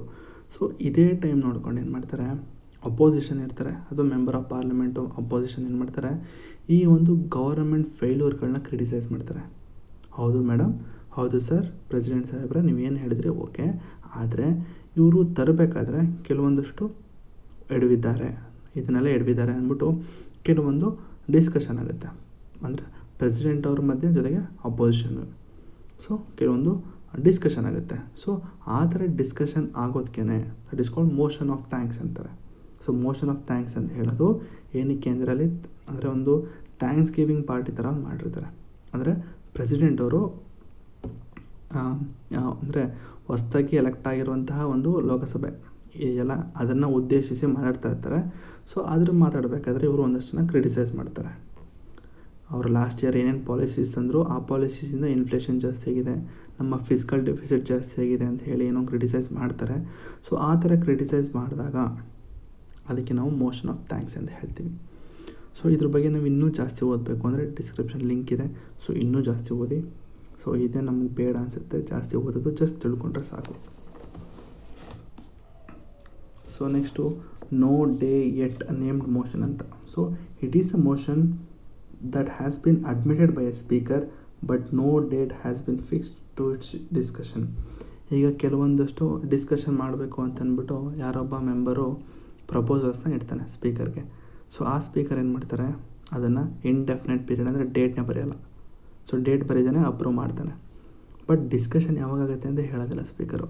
ಸೊ ನಿಮಗೆ ಡಿಸ್ಕಷನ್ ಆಗಬೇಕಾದ್ರೆ ನಾನು ಹೇಳ್ತೀನಿ ಅವಾಗ ಮಾಡೋಣ, ಬಟ್ ಈಗ ಬೇಡ ಅಂತ ಹೇಳಿ ಅವರು ಡೇಟ್ನ ಕೊಡದೆ ಆ ಮೋಷನ್ ಆಕ್ಸೆಪ್ಟ್ ಮಾಡ್ತಾರೆ. That is called no day yet named motion ಅಂತ.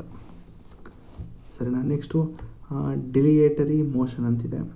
ಸೊ ಏನಿದು ಡಿಲಿಯೇಟರಿ ಮೋಷನ್ ಅಂದರೆ it is a motion for the adjournment of a debate on a bill, motion, resolution or delay the okay. So dilatory motion ಅಂತಂದರೆ just ಆಗ್ತಾ ಇರುವಂತಹ ಒಂದು ಡಿಸ್ಕಷನ್ನ ಅಲ್ಲಿಗೆ stop ಮಾಡಿ ಅಂತ ಹೇಳೋದಕ್ಕೆ ನಾವು ಡಿಲಿಯೇಟರಿ ಮೋಷನ್ ಯೂಸ್ ಮಾಡ್ತೀವಿ. ಅಷ್ಟೇ, ಜಾಸ್ತಿ ತಿಳ್ಕೊಳ್ಳೋದು ಬೇಡ. ಸೊ ಪಾಯಿಂಟ್ ಆಫ್ ಆರ್ಡರ್ ಅಂತಂದರೆ ನೆಕ್ಸ್ಟ್ ಒಂದು ಟಾಪಿಕ್ ಇದೆ ಪಾಯಿಂಟ್ ಆಫ್ ಆರ್ಡರ್ ಅಂತ. ಸೊ ಇದನ್ನು ಇಲ್ಲಿ ಬರ್ತಿದ್ದೀನಿ. ಸೊ ಪಾಯಿಂಟ್ ಆಫ್ ಆರ್ಡರ್ ಅಂದರೆ it is a request made by the member of a parliament when they believe that the rules are a procedure of the house are not being followed correctly. ಅದಾಯ್ತಾ? So it is a request made by the member of a parliament. ನೋಡಿ, ಎಂ ಪಿಗಳು ಒಂದಷ್ಟು request ಮಾಡ್ತಾರಂತೆ when ಕೆಲವೊಂದು ಪಾರ್ಲಿಮೆಂಟಲ್ಲಿ rules and regulation ಯಾರೂ follow ಮಾಡ್ತಾ ಇಲ್ಲ ಅಂತ ಹೇಳಿ ಒಂದು ಇಶ್ಯೂ ಮಾಡ್ತಾರೆ. ಸೊ ಆ ರಿಕ್ವೆಸ್ಟ್ ಏನು ಅಂತಂದರೆ that is called point of order ಅಂತ. ಸೊ ಇದನ್ನು ಬರ್ಕೊಳ್ಳಿ, ಇಲ್ಲಿರೋದು ಓದ್ಬೇಡಿ. ಇಲ್ಲಿರೋದು ಓದಿದ್ರೆ ನಿಮ್ಗೆ ಅಷ್ಟು ತಲೆಗೆ ಹೋಗೋದಿಲ್ಲ, ಕನ್ಫ್ಯೂಸ್ ಆಗುತ್ತೆ. ಸೊ ಇಷ್ಟನ್ನು ಬರ್ಕೊಳ್ಳಿ. So it is a request made by the member of a parliament when they believe that the rules are procedure of the house are not being followed correctly. ಕರೆಕ್ಟಾಗಿ ರೂಲ್ಸ್ ಆ್ಯಂಡ್ ರೆಗ್ಯುಲೇಷನ್ ಯಾರೂ ಕೂಡ follow ಮಾಡ್ತಾ ಇಲ್ಲ ಅಂತ ಹೇಳೋದಕ್ಕೆ ನಾವು point of order ಅಂತ ಹೇಳ್ತೀವಿ. Next half an hour discussion ಅಂತಿದೆ. So it is a short talk in a parliament about the important issue that need to be explanation that needs more explanation. ಕೆಲವೊಂದು topic ಮೇಲೆ ತುಂಬ extra discussion ಆಗಬೇಕಾಗಿರುತ್ತೆ. So ಅಂಥ discussion ಮಾಡಲೇಬೇಕು ಅಂದಾಗ ಈ ಒಂದು ಹಾಫ್ ಆ್ಯನ್ ಅವರ್ ಡಿಸ್ಕಷನ್ ಅಂತ ಆಗ್ತಾರೆ. ಸರಿನಾ? ಈ ಥರ ಒಂದು ಹಾಫ್ ಆ್ಯನ್ ಅವರ್ ಡಿಸ್ಕಷನ್ ಮಾಡಬೇಕು ಅಂದಾಗ ಇದಕ್ಕೇನು ಎಕ್ಸ್ಟ್ರಾ ಫಾರ್ಮಲಾಗಿ ಒಂದು ಹೊಸ ಮೋಷನ್ಗಳನ್ನ ಇಂಟ್ರೊಡ್ಯೂಸ್ ಮಾಡೋ ಅವಶ್ಯಕತೆ ಇಲ್ಲ ಅಥವಾ ವೋಟಿಂಗ್ ಮಾಡೋ ಅವಶ್ಯಕತೆ ಇಲ್ಲ. ಜಸ್ಟ್ ಅಲ್ಲಿ ಎದ್ದು ನಿಂತ್ಕೊಂಡು ಮಾತಾಡಿದ್ರೆ ನೋಡಿ ಸರ್, ಈ ಒಂದು ಮ್ಯಾಟರ್ಸ್ಗೆ ಎಕ್ಸ್ಟ್ರಾ ಡಿಸ್ಕಷನ್ ಬೇಕು ಅಂತ ಅನ್ನಿಸ್ತಾ ಇದೆ, ಸೊ ಸ್ವಲ್ಪ ಒಂದು ಅರ್ಧ ಗಂಟೆ ಡಿಸ್ಕಸ್ ಮಾಡೋಣ ಎಕ್ಸ್ಟ್ರಾ ಅಂತ ಹೇಳಿ ಒಂದು ಅಲ್ಲೇ ನಿಂತ್ಕೊಂಡು ಹೇಳ್ತಾರೆ. That is called half an hour discussion ಅಂತ. ನೆಕ್ಸ್ಟು ಶಾರ್ಟ್ ಡ್ಯೂರೇಷನ್ ಡಿಸ್ಕಷನ್ ಅಂತಿದೆ. So it is a brief talk in a parliament on on urgent issue that needs to be quick attention. ಕೆಲವೊಂದು ಸತಿ ನ್ಯಾಷನಲ್ ಎಮರ್ಜೆನ್ಸಿ ಆಗುವಂಥ ಸಂದರ್ಭಗಳಿದ್ದಾಗ ಕೆಲವೊಂದು discussion ಆಗಬೇಕಾಗುತ್ತೆ. So ಅಂಥ ಟೈಮಲ್ಲಿ short duration discussion ಆಗುತ್ತೆ. So ಅಂಥ ಟೈಮಲ್ಲಿ ನೀವು ಲಾಂಗ್ ಡ್ಯೂರೇಷನ್ ಡಿಸ್ಕಷನ್ ಆಗೋದಿಲ್ಲ. ನ್ಯಾಷನಲ್ ಎಮರ್ಜೆನ್ಸಿ ಅಂತ ಆದಾಗ ಅದು ಶಾರ್ಟ್ ಆಗಿರಬೇಕು ಮತ್ತು ಎಫಿಷಿಯೆಂಟ್ ಆಗಿರಬೇಕು. ಸೊ ಅಂಥ ಟೈಮಲ್ಲಿ ಈ ಒಂದು ಶಾರ್ಟ್ ಡ್ಯೂರೇಷನ್ ಡಿಸ್ಕಷನ್ ಯೂಸ್ ಮಾಡ್ತೀವಿ. ಸೊ ನೆಕ್ಸ್ಟು ಸ್ಪೆಷಲ್ ಮೆನ್ಷನ್ ಅಂತಿದೆ. What you mean by special mention ಅಂದರೆ it is a special way for MPs to raise a matter that don't fit in to other discussions like question hour and short duration discussion. ನೋಡಿ, ಕೆಲವೊಂದು ಟಾಪಿಕ್ಗಳು question ಕೇಳೋದಕ್ಕೂ ಅಂದರೆ question ಅವರಲ್ಲೂ ಬರೋದಿಲ್ಲ ಮತ್ತು short duration ಡಿಸ್ಕಷನ್ಲೂ ಬರೋಲ್ಲ. So ಅಂಥ ಕ್ವಶನ್ಸ್ಗಳನ್ನ ಈ ಒಂದು ಸ್ಪೆಷಲ್ ಮೆನ್ಷನ್ ಆಗಿ ಸ್ಪೆಸಿಫಿಕ್ ಮ್ಯಾಟರ್ಸ್ನ ಇಲ್ಲಿ ಒಂದು ಡಿಸ್ಕಷನ್ ಮಾಡ್ತಾರೆ. ಆವಾಗ ಈ ಒಂದು ಸ್ಪೆಷಲ್ ಮೆನ್ಷನ್ನ ಯೂಸ್ ಮಾಡ್ತಾರೆ. ಬೋರ್ ಆಗ್ತಾಯಿದೆ ಅಂತ ಗೊತ್ತಾಗುತ್ತೆ ನನಗೇ. ಸೊ ನನಗೂ ಬೋರ್ ಆಗ್ತಾಯಿದೆ, ಹೇಳೋದಕ್ಕಾಗ್ತಾಯಿಲ್ಲ. ಸೊ ಜಸ್ಟ್ ಇದನ್ನು ಅರ್ಥ ಮಾಡ್ಕೊಳ್ಳಿ, ಒಂದು ಲೈನಲ್ಲಿ ಅರ್ಥ ಮಾಡ್ಕೊಳ್ಳಿ, ಯಾವುದೇ ಕ್ವಶನ್ ಕೇಳಲ್ಲ. ಸೊ ಇದು ಇಂಪಾರ್ಟೆಂಟ್ ಆಗ್ತಿದೆ. ಸೊ ಈ ರೆಸೊಲ್ಯೂಷನ್ ಮಾಡೋಕ್ಕಿಂತ ಮುಂಚೆ ನಾನು ಯೂತ್ ಪಾರ್ಲಿಮೆಂಟ್ ಮಾಡ್ತೀನಿ. So what do you mean by youth parliament ಅಂದರೆ ಸೊ ಹುಡುಗರು ಅಂದರೆ ಮಕ್ಕಳಿಗೆ ಪಾರ್ಲಿಮೆಂಟಲ್ಲಿ ಹೇಗೆ ವರ್ಕ್ ಆಗುತ್ತೆ, ವೋಟಿಂಗ್ ಹೇಗಾಗುತ್ತೆ ಮತ್ತು ಡೆಮೋಕ್ರಸಿಯಿಂದ ವೋಟಿಂಗ್ ಹೇಗಾಗುತ್ತೆ ಅಂತ ತಿಳಿಸೋದಕ್ಕೆ ಒಂದು ಯೂತ್ ಪಾರ್ಲಿಮೆಂಟ್ ತಂದಿದ್ದಾರೆ. ಸರಿನಾ? ನೋಡಿ, ಯಂಗರ್ ಜನ್ರೇಷನ್ಗೆ ಒಂದು ಪಾರ್ಲಿಮೆಂಟ್ ಪ್ರೊಸೀಜರ್ನ ಗೊತ್ತಾಗಬೇಕು, ಮತ್ತು ಆ ಒಂದು ವೋಟಿಂಗ್ ಇದರಲ್ಲಿ ಒಂದು ಡಿಸಿಪ್ಲಿನ್ ಇರಬೇಕು. ಆಯಿತಾ? ಆ ವೋಟಿಂಗ್ ಹೇಗಾಗುತ್ತೆ, ಡೆಮೋಕ್ರಸಿ ಅಂದರೆ ಹೇಗೆ, ಏನು ವರ್ಕ್ ಆಗುತ್ತೆ ಅನ್ನೋದ್ರ ಬಗ್ಗೆ ಒಂದು ಜಾಗೃತಿಯನ್ನು ಮೂಡಿಸ್ಬೇಕು ಅನ್ನೋದಕ್ಕೋಸ್ಕರ ಒಂದು ಯೂತ್ ಪಾರ್ಲಿಮೆಂಟ್ ಅಂತ ತಂದಿದ್ದಾರೆ. ಸರಿನಾ? ನೆಕ್ಸ್ಟು ಸಾಕು. ರೆಸೊಲ್ಯೂಷನ್ ಅಂದ್ರೇನು? A resolution is A self contained independent proposal submitted for the approval of the House and drafted in such a way that as to be capable of expressing decision of the House. So ಇದು ಕೂಡ resolution ಅಂದರೆ ಏನಿಲ್ಲ, public importance ಬಗ್ಗೆ ಕೆಲವೊಂದು discussion ಆಗಬೇಕು, decide ಮಾಡಬೇಕಾಗ್ತದೆ. So ಅಂಥ ಟೈಮಲ್ಲಿ ಈ ರೆಸೊಲ್ಯೂಷನ್ಗಳನ್ನ ಇಂಪ್ಲಿಮೆಂಟ್ ಮಾಡ್ತಾರೆ. ಸೊ ನಾನು ಆವಾಗಲಿಂದ ಅಂದರೆ ತುಂಬ ಹಳೆ ಕ್ಲಾಸ್ಗಳಿಂದ ರೆಸೊಲ್ಯೂಷನ್ ಆಗ್ತಾರೆ ಅಥವಾ ರೆಸೊಲ್ಯೂಷನ್ ನಾನು ಅಪ್ಲಿಕೇಶನ್ ಅಂತ ಹೇಳಿದೆ ಅಲ್ವಾ, ರೆಸೊಲ್ಯೂಷನ್ ಅಂತ. ಸೊ ಅದೇ ರೆಸೊಲ್ಯೂಷನ್ ಇದು. ಸೊ ಇದ್ರ ಬಗ್ಗೆ ಅಷ್ಟು ಇನ್ ಡೀಟೇಲ್ ಹೋಗೋ ಅವಶ್ಯಕತೆ ಇಲ್ಲ. ಸೊ ಡಿಸ್ಕ್ರಿಪ್ಷನ್ ನೋಟ್ಸ್ ಕೊಟ್ಟಿರ್ತೀನಿ. ಸೊ ಆ ನೋಟ್ಸ್ ಓದ್ಕೊಳ್ಳಿ ಸಾಕು, ಅಲ್ಲಿ ಎಕ್ಸಾಂಪಲ್ ಕೊಟ್ಟಿದ್ದೀನಿ. ಸರಿನಾ? ಸುಮ್ಮನೆ ಇದು ವೀಡಿಯೋ ಲೆಂತ್ ಆಗ್ತಾ ಹೋಗ್ತಾಯಿದೆ, 1 hour ಆಗಿದೆ ಆಗಲೇ. ಸೊ ಅದರಲ್ಲೂ ಕೂಡ ಒಂದು 3 ಟೈಪ್ ಇದೆ. Next private member resolution, next government resolution ಅಂತ, ನೆಕ್ಸ್ಟು ಸ್ಟ್ಯಾಚ್ಯುಟರಿ ರೆಸೊಲ್ಯೂಷನ್ ಅಂತ. ಸೊ ಏನಿದು ಪ್ರೈವೇಟ್ ಮೆಂಬರ್ ರೆಸೊಲ್ಯೂಷನ್ ಅಂದರೆ it is moved by the private member. So ಯಾವುದೊಬ್ಬ ಪ್ರೈವೇಟ್ ಮೆಂಬರು ಆ ಒಂದು ಅಪ್ಲಿಕೇಶನ್ ಹಾಕೋದಕ್ಕೆ ಅಥವಾ ಆ ಒಂದು ರೆಸೊಲ್ಯೂಷನ್ ಹಾಕೋದಕ್ಕೆ ನಾವು ಪ್ರೈವೇಟ್ ಮೆಂಬರ್ ರೆಸೊಲ್ಯೂಷನ್ ಅಂತೀವಿ. ಸೊ ಗೌರ್ಮೆಂಟ್ ರೆಸೊಲ್ಯೂಷನ್ ಅಂದರೆ it is discuss from Monday to Thursday but it is moved by the minister. ಒಬ್ಬ ಮಿನಿಸ್ಟರು ಅದನ್ನು ಅಂದರೆ ಅಪ್ಲಿಕೇಶನ್ ಹಾಕೋದಕ್ಕೆ ಅಂದರೆ ಆ ಒಂದು ರೆಸೊಲ್ಯೂಷನ್ನ ಇಂಪ್ಲಿಮೆಂಟ್ ಮಾಡಿರ್ತಾನೆ. ಸೊ ಅಂಥ ರೆಸೊಲ್ಯೂಷನ್ಗಳನ್ನ ನಾವು ಗೌರ್ಮೆಂಟ್ ರೆಸೊಲ್ಯೂಷನ್ ಅಂತೀವಿ. ಯಾವುದಕ್ಕೆ ಅಂತಂದರೆ for approval of international treaties agreements for which the government is party, ಸರಿ, declaring or approving a certain policies of the government, approval of recommendation. ನೋಡಿ, ಕೆಲವೊಂದು ಇಂಟರ್ನ್ಯಾಷನಲ್ ಟ್ರೀಟೀಸ್ಗಳಾಗಿರ್ಬೋದು, ಸೊ ಅಂಥ ಟ್ರೀಟೀಸ್ಗಳು ಅಗ್ರಿಮೆಂಟ್ಗಳು, ಸೊ ಅಂಥದ್ದು ಅಪ್ರೂವ್ ಮಾಡೋದಕ್ಕೆ ಗೌರ್ಮೆಂಟ್ ಅವರು ಇದು ಮಾಡ್ತಾರೆ, ಅಂದರೆ ಆ ಒಂದು ರೆಸೊಲ್ಯೂಷನ್ನ ಇಂಪ್ಲಿಮೆಂಟ್ ಮಾಡ್ತಾರೆ. ಸೊ ಅಷ್ಟೇ ಸಾಕು, ಇನ್ನೇನಿಲ್ಲ. ನೆಕ್ಸ್ಟು ಸ್ಟ್ಯಾಚುಟರಿ ರೆಸೊಲ್ಯೂಷನ್ ಅಂದರೆ it can be moved by either private member or minister. So statutory ರೆಸೊಲ್ಯೂಷನಲ್ಲಿ either private or government member. So ಇಷ್ಟು ಬಂದು ನಿಮ್ಮ ಕಂಪ್ಲೀಟ್ ಆಯ್ತಲ್ವ? ಓಕೆ. ಸೊ ನಾನು ನೆಕ್ಸ್ಟ್ ಕ್ಲಾಸಲ್ಲಿ ನಿಮಗೆ ಲೆಜಿಸ್ಲೇಟಿವ್ ಪ್ರೊಸೀಜರ್ ಇನ್ ಪಾರ್ಲಿಮೆಂಟ್ ಬಗ್ಗೆ ಹೇಳ್ತೀನಿ. ಸೊ ಆರ್ಡಿನರಿ ಬಿಲ್ ಅಂದ್ರೇನು, ಮನಿ ಬಿಲ್ ಅಂತಂದ್ರೇನು, ಸೊ ಜಾಯಿಂಟ್ ಸಿಟ್ಟಿಂಗ್ ಅಂತಂದ್ರೇನು, ಫಿನಾನ್ಷಿಯಲ್ ಬಿಲ್ ಅಂತಂದ್ರೇನು, ಬಡ್ಜೆಟ್ ಇನ್ ಪಾರ್ಲಿಮೆಂಟ್ ಹೇಗಾಗುತ್ತೆ, ಇದು ರೈಲ್ವೆ ಬಜೆಟ್ ಅಂದ್ರೇನು, ಸರಿನಾ. ನೆಕ್ಸ್ಟು ಏನಿದೆ, consolidated fund of India, consolidated fund of states, ಇದೆಲ್ಲ ಬರೋದಕ್ಕೆ ಸ್ವಲ್ಪ ಟೈಮ್ ಆಗುತ್ತೆ. ಸೊ ನಾನು ನೆಕ್ಸ್ಟ್ ಕ್ಲಾಸಲ್ಲಿ ನಾನು ಅಮೆಂಡ್ಮೆಂಟ್ ಬಗ್ಗೆ ಹೇಳ್ತೀನಿ. ಅಮೆಂಡ್ಮೆಂಟ್ ಅಂದರೆ ತಿದ್ದುಪಡಿ ಹೇಗಾಗುತ್ತೆ, ಅಲ್ಲೂ ಕೂಡ ಮೆಜಾರಿಟಿಯಿಂದ ಹೇಗಾಗುತ್ತೆ, ಸೊ ಅದ್ರ ಬಗ್ಗೆ ಎಲ್ಲ ನಾನು ನೆಕ್ಸ್ಟ್ ಕ್ಲಾಸಲ್ಲಿ ಹೇಳ್ತೀನಿ, ಆಯಿತಾ. ಸೊ ಅಲ್ಲಿವರೆಗೂ ಸಬ್ಸ್ಕ್ರೈಬ್ ಮಾಡ್ಕೊಳ್ಳಿ ಅಂತ ಹೇಳ್ತಾ ಈ ವಿಡಿಯೋನ ಇಲ್ಲಿಗೆ ನಿಲ್ಲಿಸ್ತಾ ಇದ್ದೀನಿ. ಇನ್ನೂ ಯಾರು ಸಮ್ಮರಿ ಶೀಟ್ಗಳು ತೊಗೊಂಡಿಲ್ಲ ಅಂತಂದರೆ ಫಸ್ಟು ಸಮ್ಮರಿ ಶೀಟ್ಗಳು ತೊಗೊಳ್ಳಿ, ಆಯಿತಾ. ಏನಾದರೂ ವೀಡಿಯೋ ಕ್ಲಾಸ್ಗಳು ಅರ್ಥ ಆಗಲಿಲ್ಲ ಅಂದರೆ ಓಕೆ, ಡಿಸ್ಕ್ರಿಪ್ಷನಲ್ಲಿ ತುಂಬ ನೋಟ್ಸ್ ಲಿಂಕ್ಗಳು ಹಾಕಿರ್ತೀನಿ. ಎಲ್ಲ ಲಿಂಕ್ಗಳಿಗೂ ಹೋಗಿ ಒಂದಷ್ಟು ಸಮ್ಮರಿ ನೋಟ್ಸ್ಗಳನ್ನ ಮಾಡ್ಕೊಳ್ಳಿ, ಅಷ್ಟೇ, ಇನ್ನೇನಿಲ್ಲ. Thank you.